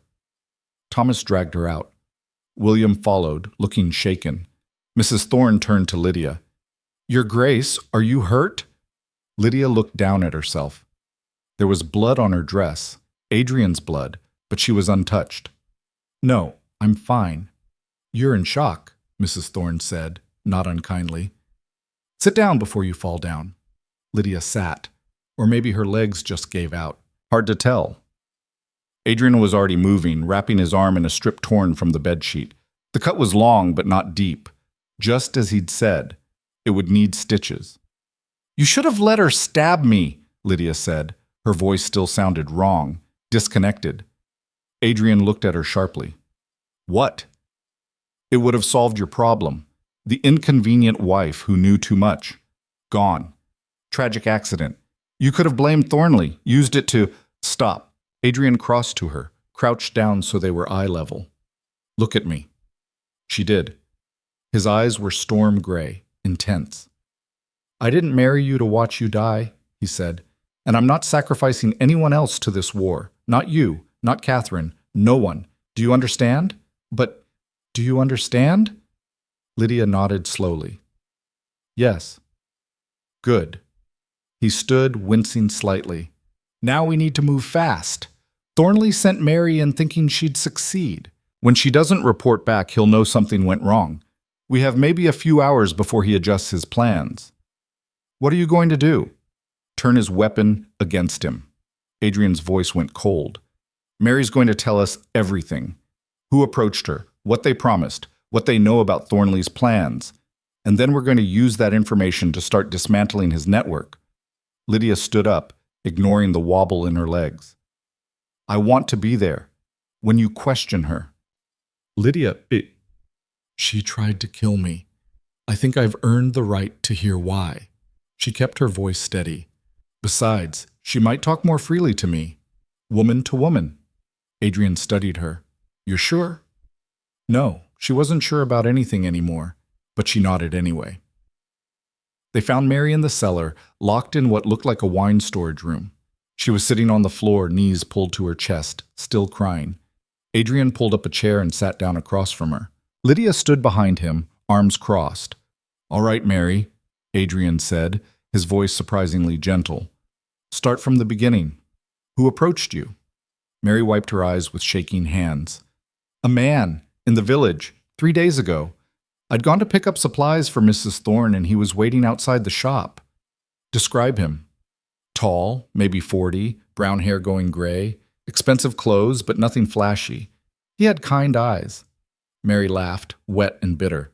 I thought he was kind, stupid. Did he give you a name? Fletcher. Lydia felt Adrian tense. The same Fletcher who kept Thornley's books, the man they'd been planning to approach. What did Fletcher say to you? He said he knew about my mother, about her illness, said he could help, that his employer was generous to people in need. All I had to do was get myself hired at Blackthorn Manor and wait for instructions. And you believed him? He showed me money, real money, £50 just for getting hired, another 100 once the job was done. Mary's voice cracked. My mother has consumption. The doctor says she has maybe 3 months without treatment. With the right medicine, she could live years. What was I supposed to do? Not murder someone, Lydia said quietly. Mary flinched.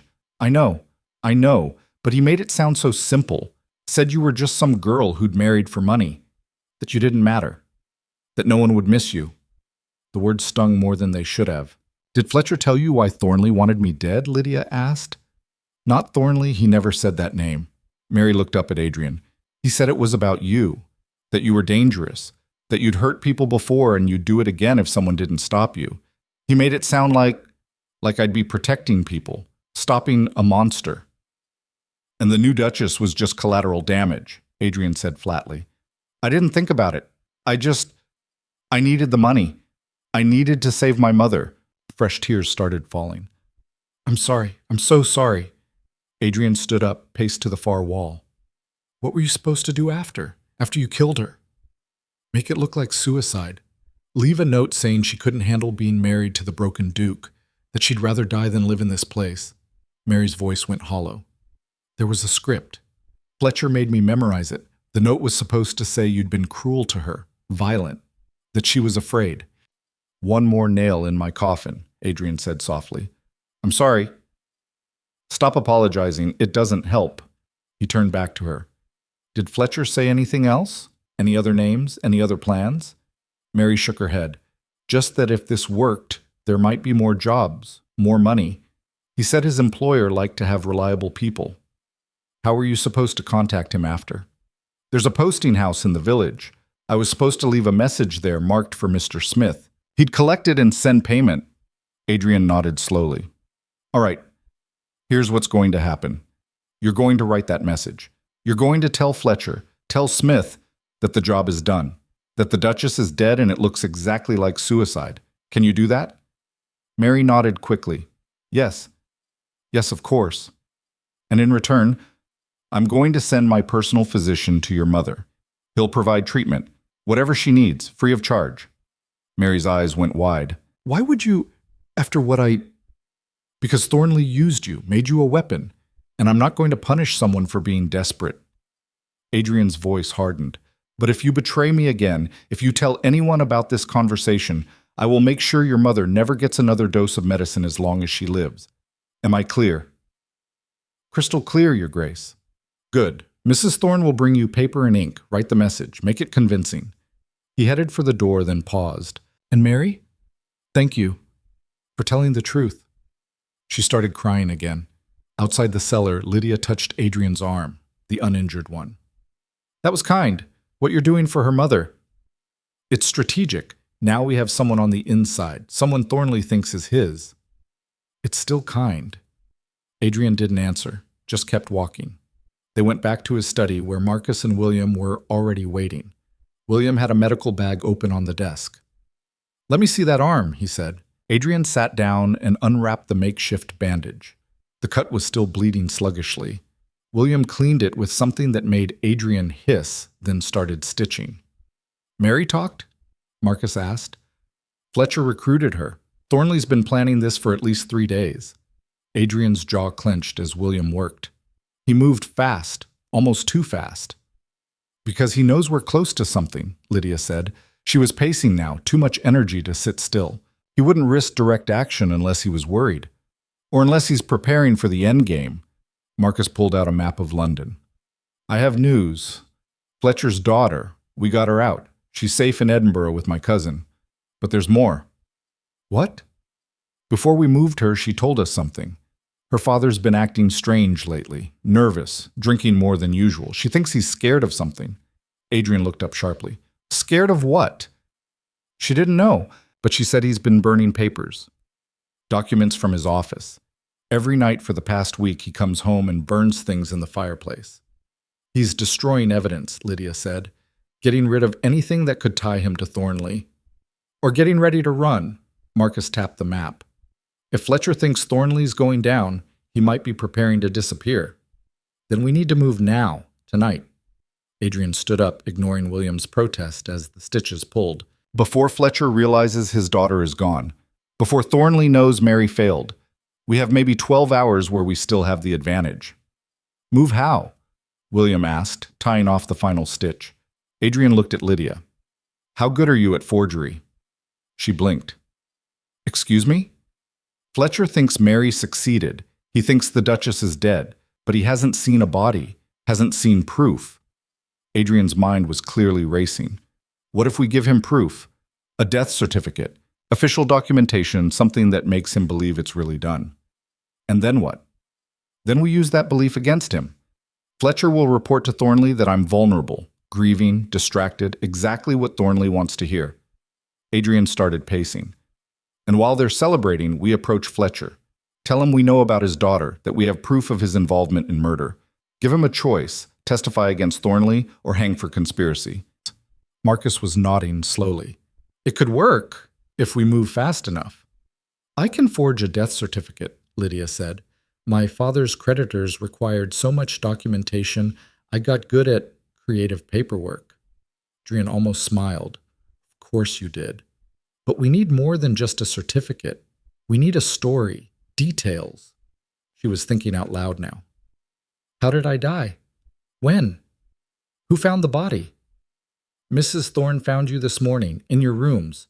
You'd taken laudanum. There was a note. William was getting into it now. The note said you couldn't bear the shame of the marriage, that you'd made a terrible mistake. Perfect. Exactly what Thornley would expect. Adrian pulled out paper and ink. Lydia, write the note. Make it desperate, tragic. The kind of thing a young woman in over her head would write. And the death certificate? I'll handle that. I still have contacts in the village. People who remember me before the scandal. He was already writing names. Doctor, Morrison owes my family. He'll sign whatever I give him. This is insane, Marcus said. But he was smiling. Absolutely insane. It's brilliant, Lydia corrected. She sat down at the desk and started writing. The note came easily, too easily. Maybe because part of her understood that desperation, that trapped feeling. I cannot do this. I thought I was strong enough, but I was wrong. Better to end it now than live a lie. Please tell my sister I'm sorry. Tell her she was right. Some cages are too small to survive. She signed it with a shaking hand, made it look real. Adrian read it over her shoulder. That's disturbingly good. Thank you. It's a compliment, trust me. He took the note and the forged certificate. All right. Marcus, you take these to the posting house. Make sure Fletcher's people see them. Let rumors start spreading. What about the actual body? William asked. Thornley will want proof eventually. Oh, we'll deal with that when we have to. Right now, speed matters more than perfection. Adrian looked at each of them in turn. This is it. Once we start this, we're committed. Thornley will retaliate when he figures out we've played him. Are we all ready for that? I've been ready for 3 years, Marcus said. William nodded. Whatever it takes. They both looked at Lydia. She thought about Mary's knife, about Thornley's cold smile, about Catherine's photograph and all the other people Thornley had destroyed. Let's burn his world down, she said. Adrian's expression shifted. For the first time since she'd met him, he looked truly alive. Then we move. Now. The next 12 hours were chaos. Marcus took the forged documents to the village and made sure they reached Fletcher's people.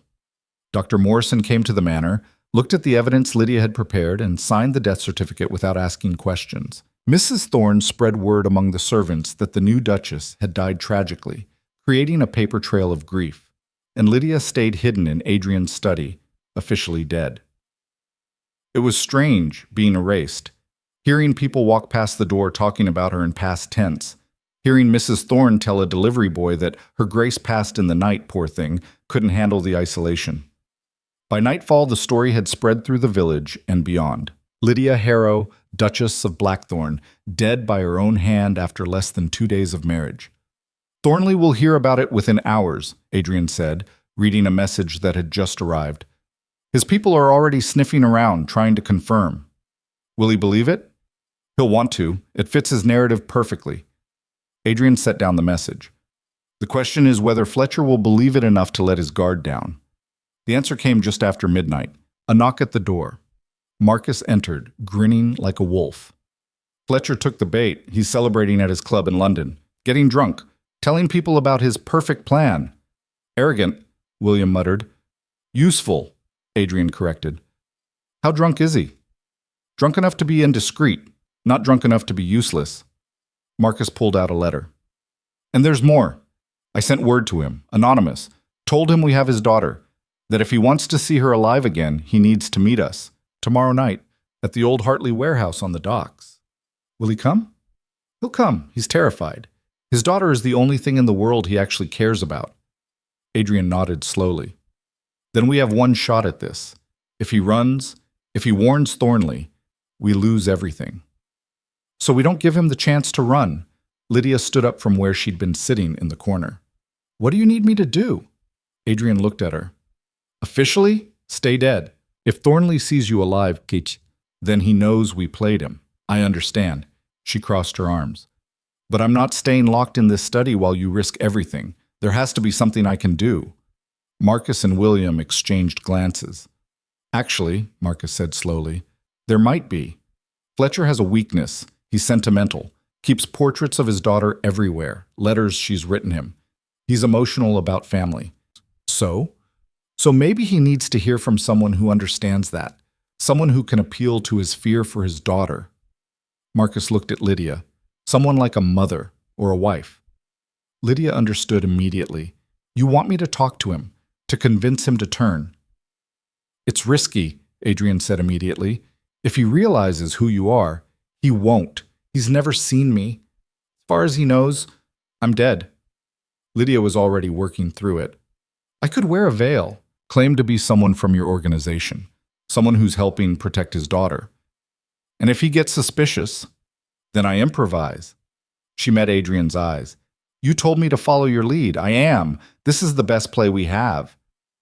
Adrian was quiet for a long moment. Then, if anything goes wrong, anything at all, you run. Promise me. I promise. I mean it, Lydia. This isn't about being brave or proving yourself. If Fletcher or Thornley realize you're alive, you run and you don't look back. I understand. She did. She really did. But she was also done being careful. The next day passed in tense preparation. Adrian briefed her on every detail of Fletcher's life, his habits, his vulnerabilities. Marcus arranged for clothes, simple, nondescript, with a heavy veil that would hide her face. William prepared weapons, just in case. And Lydia practiced. Practiced her cover story. Practiced staying calm under pressure. Practiced being someone other than herself. By the time evening came, she was ready, or as ready as she'd ever be. They took a closed carriage to London, arriving at the warehouse just after dark. It was exactly as bleak as Lydia had imagined. Old, decaying, surrounded by the smell of the Thames at low tide. Fletcher was already there, pacing nervously under a flickering lantern.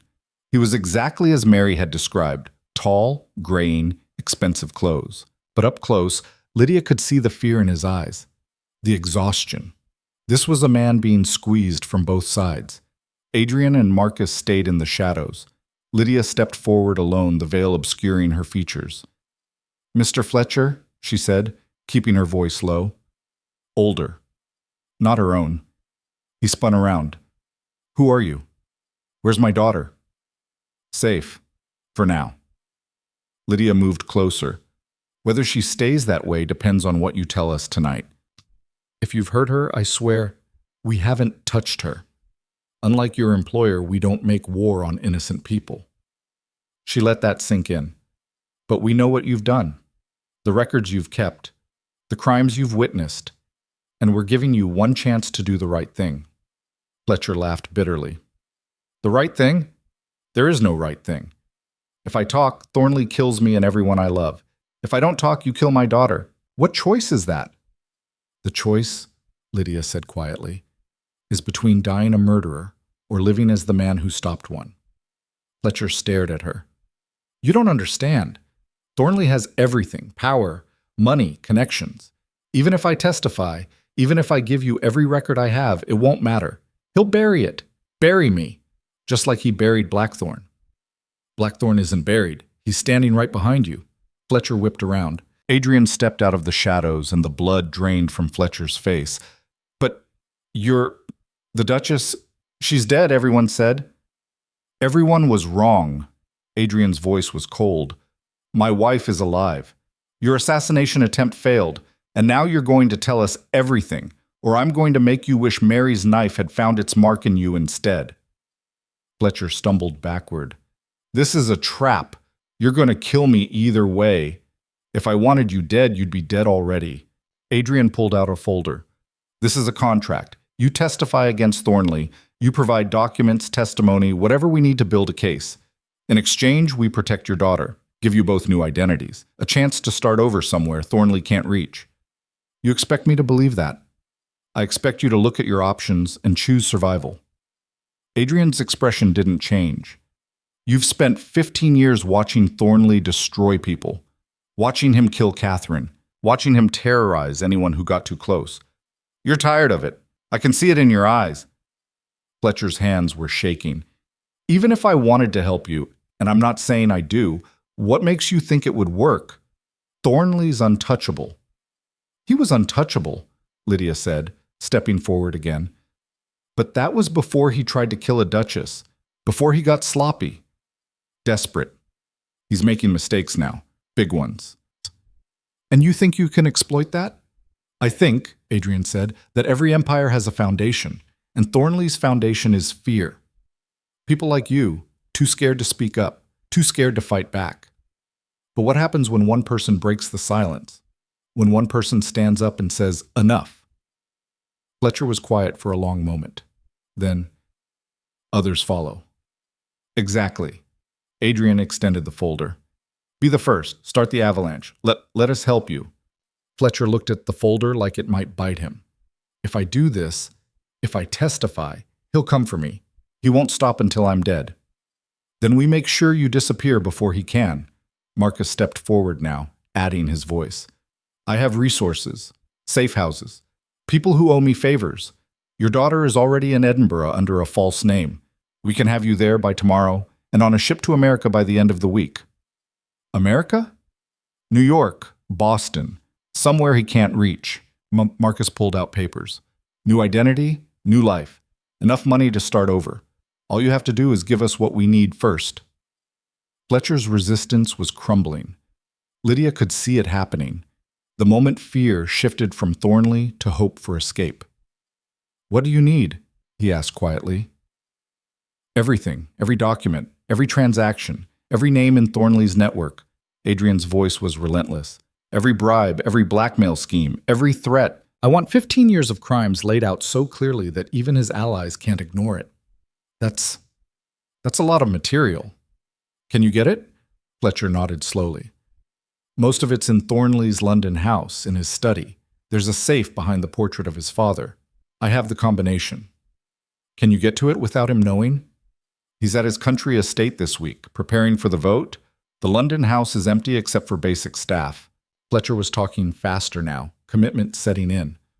I could get in, copy everything, be gone before anyone noticed. Then do it, tomorrow night. Adrian pulled out a slip of paper with an address. Bring everything here. We'll have people waiting to move you immediately after. Fletcher took the paper with shaking hands. And my daughter, you swear she's safe? Lydia pulled out a letter. It was actually from Clara, but Fletcher wouldn't know that. She wrote this 2 days ago. Read it. Fletcher opened the letter and read. His eyes filled with tears. She says she's happy, that the people protecting her are kind. They are. And they'll keep protecting her as long as you hold up your end. Lydia's voice softened. You love her. I can see that. Do this for her. Give her a chance at a life free from Thornley's shadow. Fletcher wiped his eyes. All right, I'll do it. For her. Tomorrow night, Adrian repeated. Don't contact us before then. Don't tell anyone. Just get the documents and bring them to that address. Fletcher nodded and left, disappearing into the London night. The three of them stood there in silence for a moment. Then Marcus started laughing. "I can't believe that worked." "It hasn't worked yet," Adrian said. But there was something in his voice, something that might have been hope. He could still run, could still warn Thornley. "He won't," Lydia said. She pulled off the veil, breathing easier. "He loves his daughter too much. He'll come through." Adrian looked at her. "That was well done. The way you handled him." "I just told him the truth, that he had a choice." She met his eyes. "We all have choices, even when it doesn't feel like it." They returned to Blackthorn Manor just before dawn. Lydia went straight to Adrian's study, her new hiding place until this was over, and collapsed into a chair. Every muscle in her body ached. Her head was pounding. She was exhausted. But she was also alive, still fighting, still relevant. Adrian followed her in, closed the door. "You should rest. It's going to be a long day tomorrow." "So should you." She gestured at his bandaged arm. "When's the last time you slept?" "I don't remember."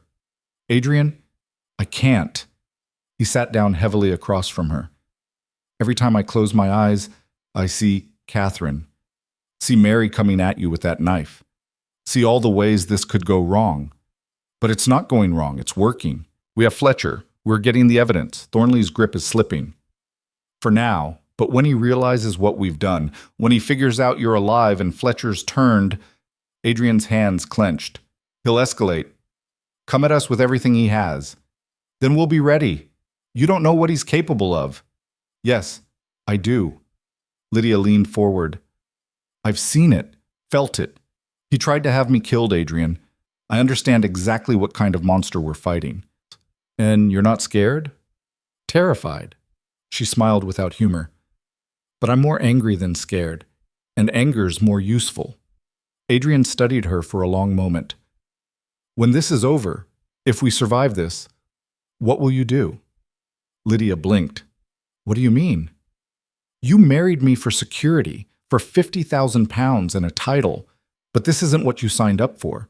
Assassins and conspiracies and—" He gestured vaguely. "All of this." "No," Lydia agreed. "It's not, but it's what I have. And I've never been good at walking away from fights, even fights that aren't yours. This became my fight the moment Mary tried to kill me." She held his gaze. "Besides, who says it's not my fight? I'm the Duchess of Blackthorn. That means something. Or it should. It means you have a target on your back. I've had worse." She thought about her family's creditors, about the men who'd circled like sharks when her father's business collapsed. "At least this enemy is honest about wanting me dead. That's almost refreshing." Adrian laughed, actually laughed. It transformed his face, made him look years younger. "You're insane." "Probably." Lydia felt herself smile back. "But so are you. We match." The laughter faded, but something else remained. A warmth. A connection. "Thank you," Adrian said quietly. "For staying, for fighting, for—" He stopped, started again. "For everything. We're partners, remember? That's what partners do." Partners." He tested the word again. "I could get used to that." "Good, because I'm not going anywhere." Lydia stood up, stretched. "Now get some sleep. We need you sharp tomorrow." "What about you?" "I'll sleep when Thornley's in chain." She headed for the door. "Or dead. Either works." The next day crawled by. Every hour felt like 10. Adrian paced. Marcus checked weapons. William prepared escape routes in case everything went wrong. And Lydia waited. Still officially dead. Still hidden. She used the time to read through more of Adrian's evidence. The scope of Thornley's corruption was staggering. Bribes to judges, blackmail of politicians, even connections to criminal enterprises in London's worst districts. This wasn't just one corrupt lord. This was a network, a system. Breaking it would change everything. Evening finally came. Adrian, Marcus, and William left for the meeting point, leaving Lydia alone with Mrs. Thorne and 2 guards. The waiting was torture. She tried to read, couldn't focus, tried to sleep, couldn't rest. Just paced and worried and imagined all the ways it could go wrong. Then, near midnight, she heard horses. Voices.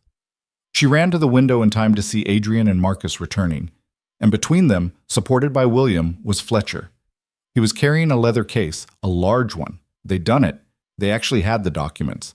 Lydia wanted to run downstairs to see the evidence herself, but she stayed put, stayed dead, like she'd promised. Adrian came to find her an hour later. He looked exhausted but triumphant.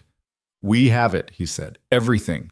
Ledgers, letters, contracts, 15 years of Thornley's crimes in black and white." "Is it enough?" "It's enough to destroy him 10 times over." Adrian set down a folder. Fletcher was thorough, meticulous. He knew this day might come, so he'd been keeping copies of everything. His own insurance policy. Where is he now? On his way to Scotland with William. They'll reunite him with his daughter, then put them both on a ship. Adrian sat down. He's free. Really free. And we're ready to move against Thornley. Almost. Marcus is already reaching out to Parliament members we think might listen, people who've been hurt by Thornley's network, building a coalition. Adrian looked at her. This is really happening. We're really going to do this. Were you doubting? Every second. But now, he pulled out one specific document. Look at this. Lydia took it. It was a letter, written in Thornley's own hand. Catherine was becoming a problem. The girl wouldn't listen to reason.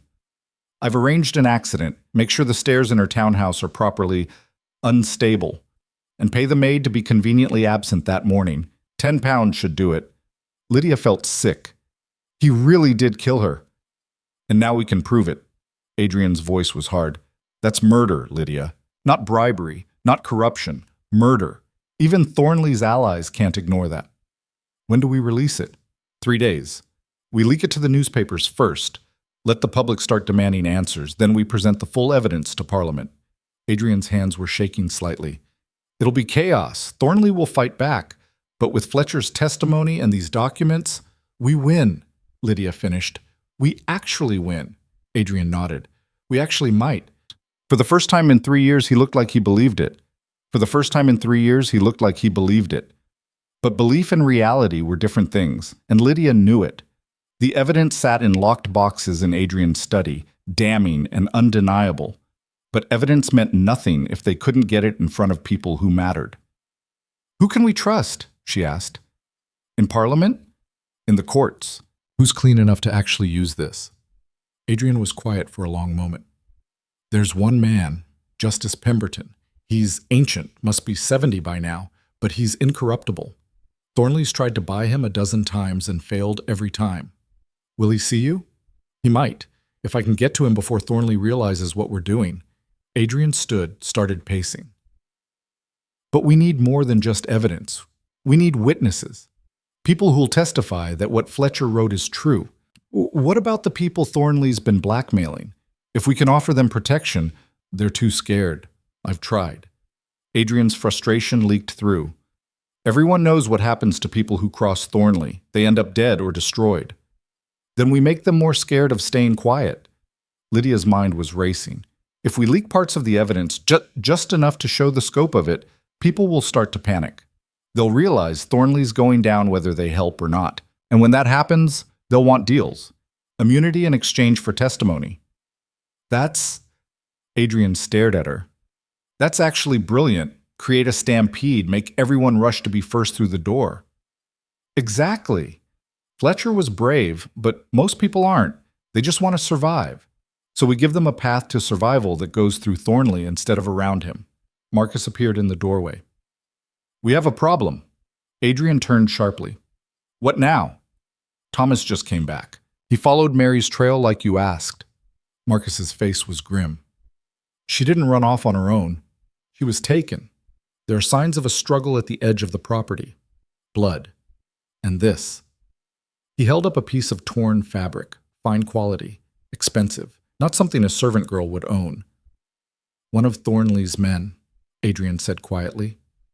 Probably. They grabbed her before she could get far, either to silence her or to find out what she told us. Lydia felt sick. We have to assume Thornley knows everything about Fletcher, about the evidence, all of it. Then why hasn't he moved against us yet? Marcus asked. Adrian walked to the window thinking, because he's not sure what we have. Mary might not have known all the details, so he's watching, waiting to see what we do next. Which means our next move has to count. Lydia joined him at the window. We can't just leak evidence. We need to go public, all at once. Hit him so hard and so fast he can't respond. The newspapers, Marcus said. If we give the story to multiple papers simultaneously, Thornley controls half the editors in London, Adrian interrupted, but not all of them. Lydia was thinking of her father's collapse, how the scandal had spread. Newspapers compete. If one breaks a massive story, the others have to cover it or lose readers. We give the evidence to 3 papers at once. One Thornley controls, one he doesn't, and one that's neutral. Even if he kills the story in his paper, the other 2 will run it. And then his paper will have to follow or look like they're covering for him. Adrian turned to look at her. You've thought about this before. I've thought about a lot of things. She met his eyes. Survival requires planning for worst cases. All right. Adrian's decision snapped into place. Marcus, take copies of the evidence to London. The Times, the Chronicle, and the Standard. Give them everything on Thornley, the bribes, the blackmail, Catherine's murder. Tell them it's exclusive, but only for 24 hours. After that, it goes to their competitors. They'll verify the documents first. Let them. Fletcher's handwriting is on every page. The dates match. The details check out. Adrian pulled out a letter. And give them this too. My full statement. Everything Thornley did to me. How he destroyed my reputation. Why I've been silent for 3 years. Marcus took the letter, scanned it. You're sure about this? Once you go public, there's no taking it back. I've been hiding long enough. Adrian's voice was steel. It's time the truth came out. All of it. Marcus nodded and left. Lydia and Adrian stood in the study, listening to the house settle around them. Somewhere outside, the sun was rising. A new day. Maybe the last peaceful one they'd have for a while. What happens now? Lydia asked. Now we wait. The story will break tomorrow morning. By noon, all of London will be talking about it. By evening, Thornley will be scrambling to contain the damage. Adrian looked at her. And by midnight, he'll be coming for us with everything he has. Good.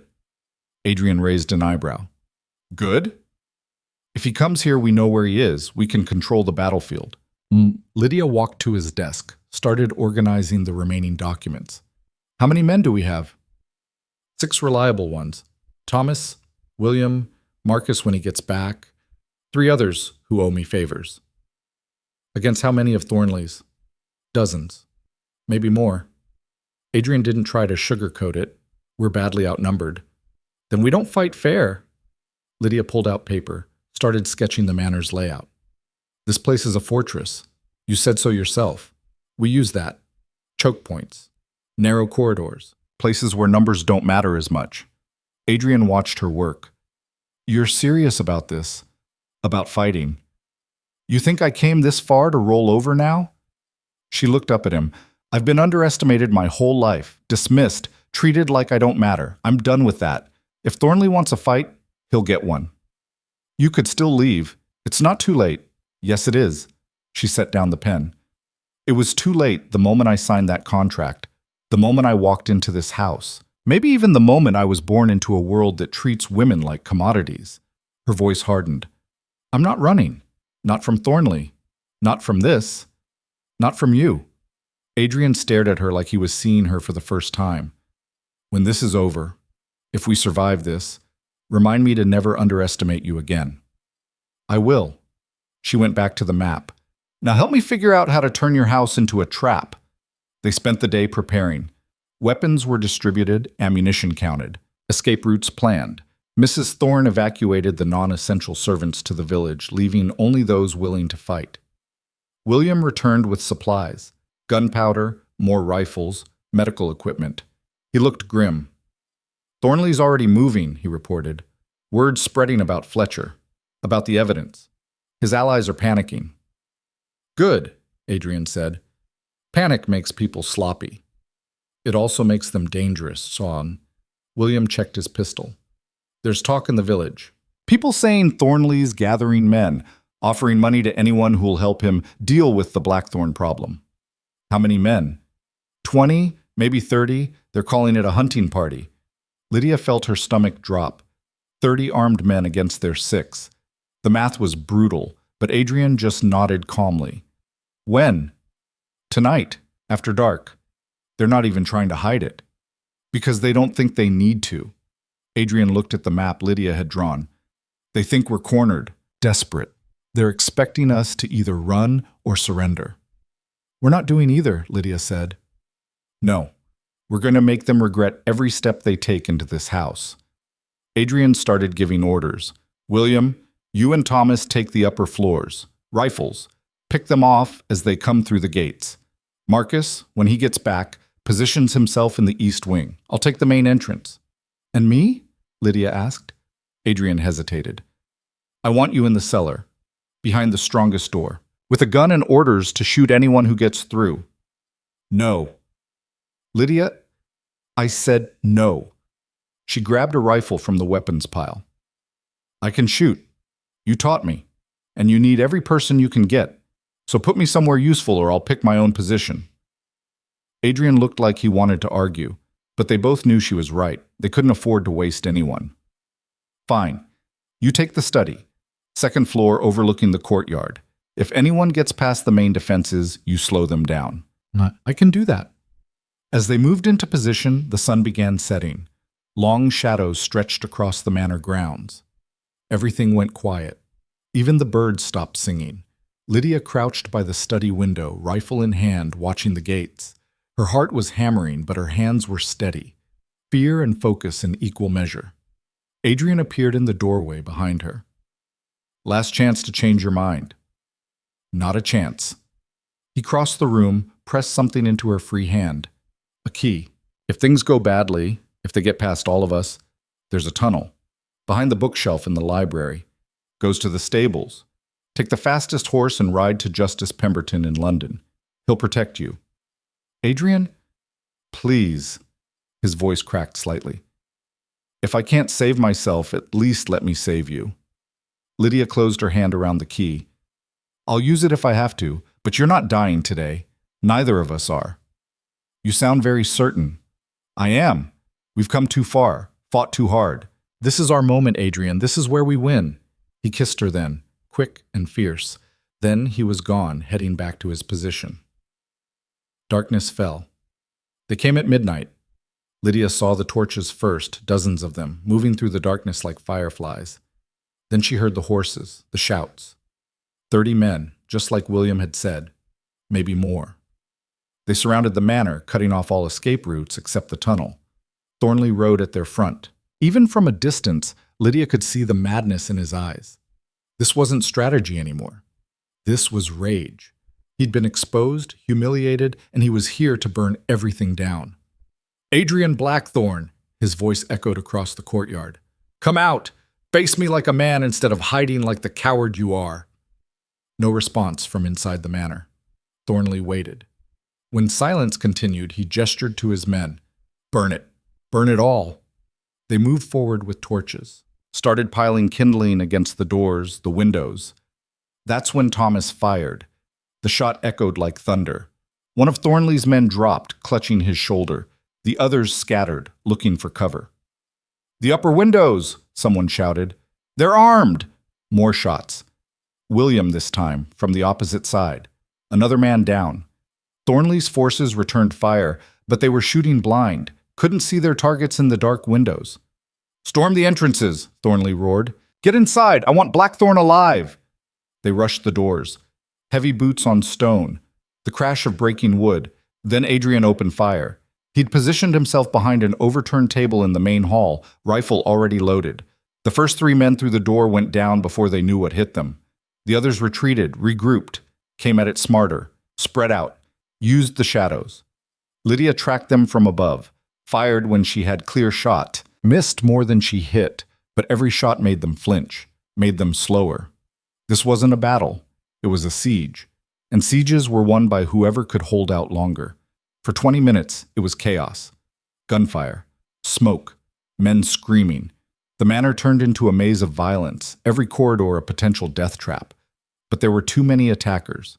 Slowly, inevitably, they pushed deeper into the house, overwhelmed the defenses through sheer numbers. Lydia saw William go down, clutching his leg. saw Thomas retreating from his position, out of ammunition. They were losing. Then Marcus burst through the front gates with 20 men behind him. Not Thornley's men. Uniformed soldiers. Official military. "In the name of the crown," Marcus shouted. "Cease fire! All of you! You're under arrest!" The shooting stopped. Everyone froze. And riding behind the soldiers, on a white horse like something from a story, was Justice Pemberton himself. The old judge surveyed the scene with disgust. "Lord Thornley, what an unexpected pleasure. I was just on my way to issue a warrant for your arrest when I heard about this little hunting party. How convenient that you've gathered so many witnesses to your crimes in one place." Thornley's face went white. "You have no authority here. I have a warrant signed by the Lord Chancellor himself. Authority to arrest you and anyone connected to your criminal network." Pemberton gestured to his soldiers, "which appears to include every man currently attacking this manor. Gentlemen, drop your weapons, now." For a moment, Lydia thought Thornley might fight anyway, might go down in a blaze of violence rather than face justice. But his men were already dropping their guns, already surrendering. They were hired muscle, not fanatics. Without Thornley's money, they had no reason to die. Thornley stood alone, surrounded, beaten. "This isn't over," he said, but his voice was hollow. "I have connections, allies. They'll never let this stand." "Your allies are being arrested as we speak," Pemberton interrupted. "The morning papers published every crime in Fletcher's ledgers. By now, half of London knows what you've done, and the other half is pretending they never knew you."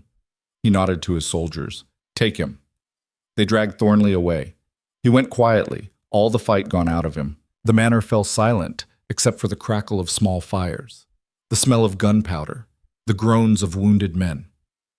Lydia lowered her rifle with shaking hands. It was over, actually over. Adrian appeared in the doorway of the study, limping slightly, but alive. "Are you hurt?" "No. You?" "Nothing serious." He pulled her into his arms, held her tight. "You were right. We won." "We survived," Lydia corrected. "That's better than winning." Pemberton climbed the stairs to where they stood. Up close, he looked exhausted but satisfied. "Well, that was dramatically unnecessary. You could have simply come to London with the evidence instead of staging a siege." "We didn't stage anything," Adrian said. "Thornley brought the fight to us." "So I see, and provided the final piece of evidence we needed, attempted murder of a peer in front of 20 witnesses." Pemberton shook his head. "The man's an idiot, but a dangerous one. It's good you survived to see him face justice. When will the trial start?" 2 weeks, maybe 3. We're still rounding up his network. Fletcher's testimony has been invaluable." Pemberton glanced at Lydia. "And you, my dear, are officially no longer dead. The newspapers will print a retraction tomorrow, though I suspect the story of how you faked your death will be almost as popular as the original scandal." Lydia smiled tiredly. "I can live with that." "Good, because you're both going to be very famous very soon. The Duke who fought corruption, the Duchess who helped him do it." Pemberton started down the stairs. "My advice? Get your stories straight. The reporters will be relentless." He left them standing in the damaged study, surrounded by evidence of the battle. "Famous," Adrian said quietly. "That's the last thing I wanted." "Too late now." Lydia looked out at the courtyard where soldiers were securing prisoners. "We opened this door. We don't get to control what comes through it." "No, I suppose not." Adrian pulled her closer. "Are you ready for this? The attention, the scrutiny, everyone knowing our business?" "I've been preparing my whole life to be ignored. Being noticed will be a nice change." She rested her head on his shoulder. "Besides, they'll lose interest eventually. Some new scandal will come along and we'll be yesterday's news." She was wrong about that. The trial became the sensation of the decade. Every newspaper in England covered it. Crowds gathered outside the courthouse daily. Artists sketched the proceedings. Novelists took notes for future books. Fletcher testified for a week. Calm, precise, devastating. He walked the court through 15 years of corruption. Names, dates, amounts, everything. Other witnesses followed. People Thornley had blackmailed. People he'd bribed. People who'd watched him destroy lives and stayed silent out of fear. The evidence was overwhelming. But Thornley's lawyers fought anyway, trying every trick they knew. They tried to discredit Fletcher, called him a liar, a thief, a man who'd turned on his employer for money. Fletcher's response was simple. Everything I've said is documented. If I'm lying, prove it. They couldn't. They tried to paint Adrian as the real villain, brought up the old scandal, suggested this was all revenge for his ruined reputation. Adrian's response was even simpler.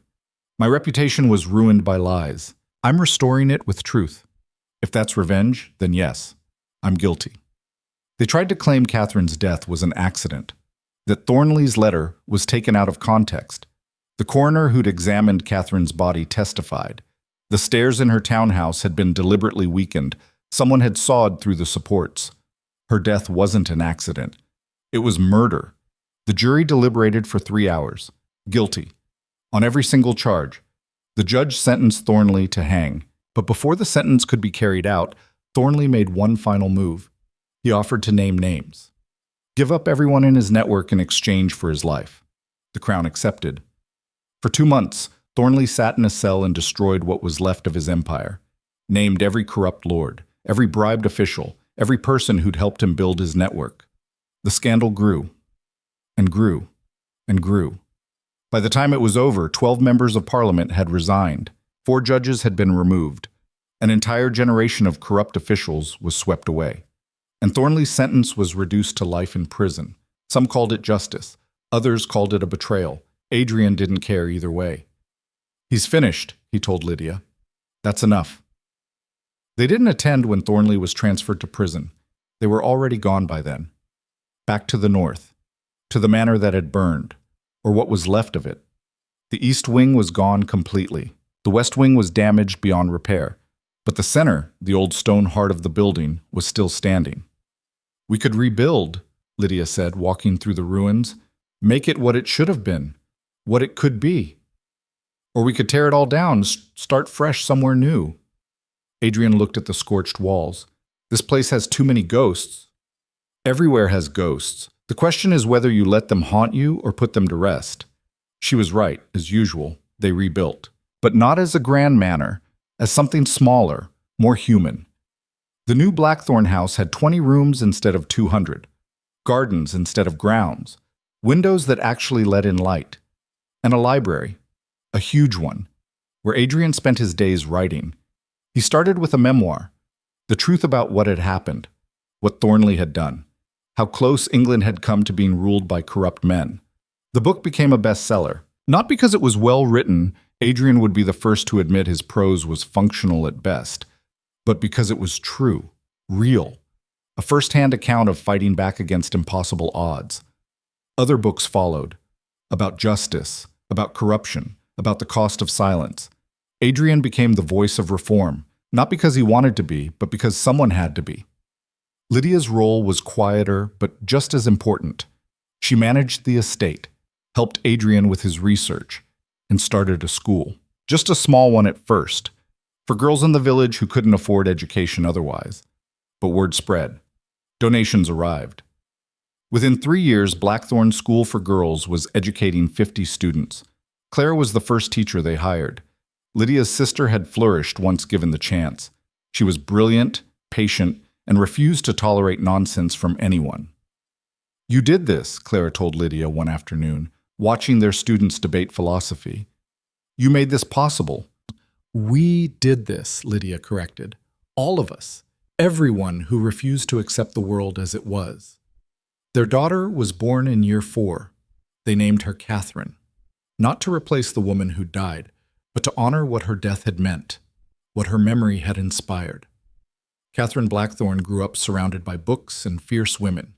She learned to read at 3, to argue at 5, to question everything at 7. She's going to be trouble, Adrian said, watching their daughter debate theology with one of the older students. Good, Lydia replied.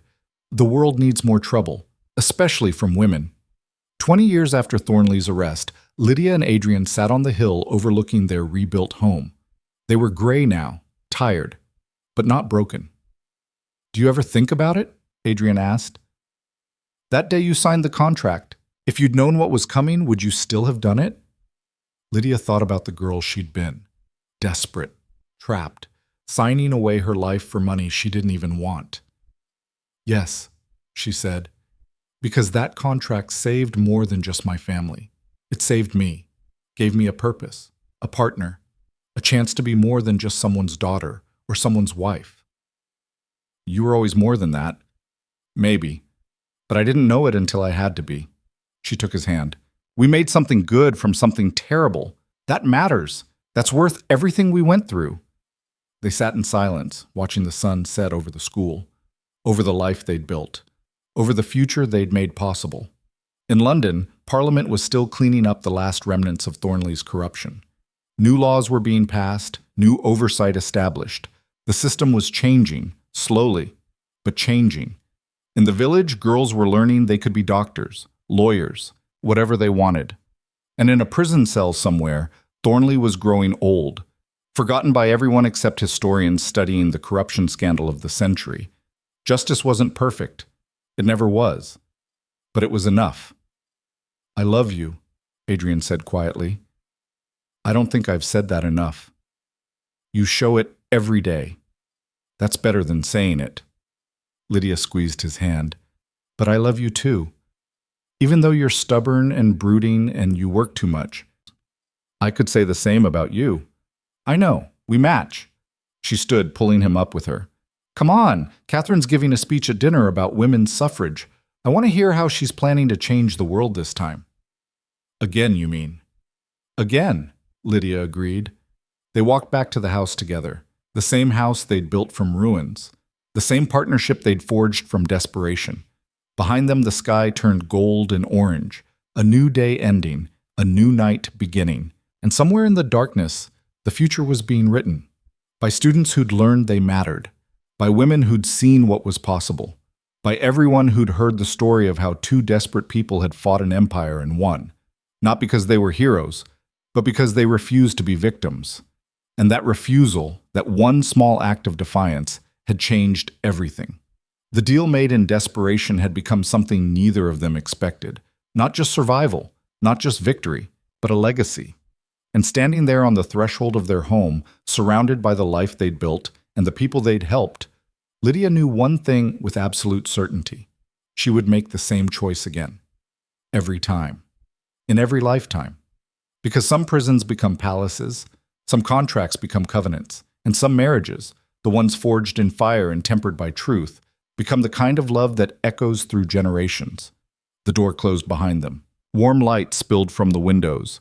Voices and laughter floated on the evening air. Inside, their daughter was preparing to argue for a better world. Inside, their students were dreaming of futures they'd been told were impossible. Inside, two people who'd started as strangers were ending as something more than lovers. They were partners. Equals. Two halves of the same stubborn, brilliant, unbreakable whole. And that was worth more than £50,000. It was worth everything.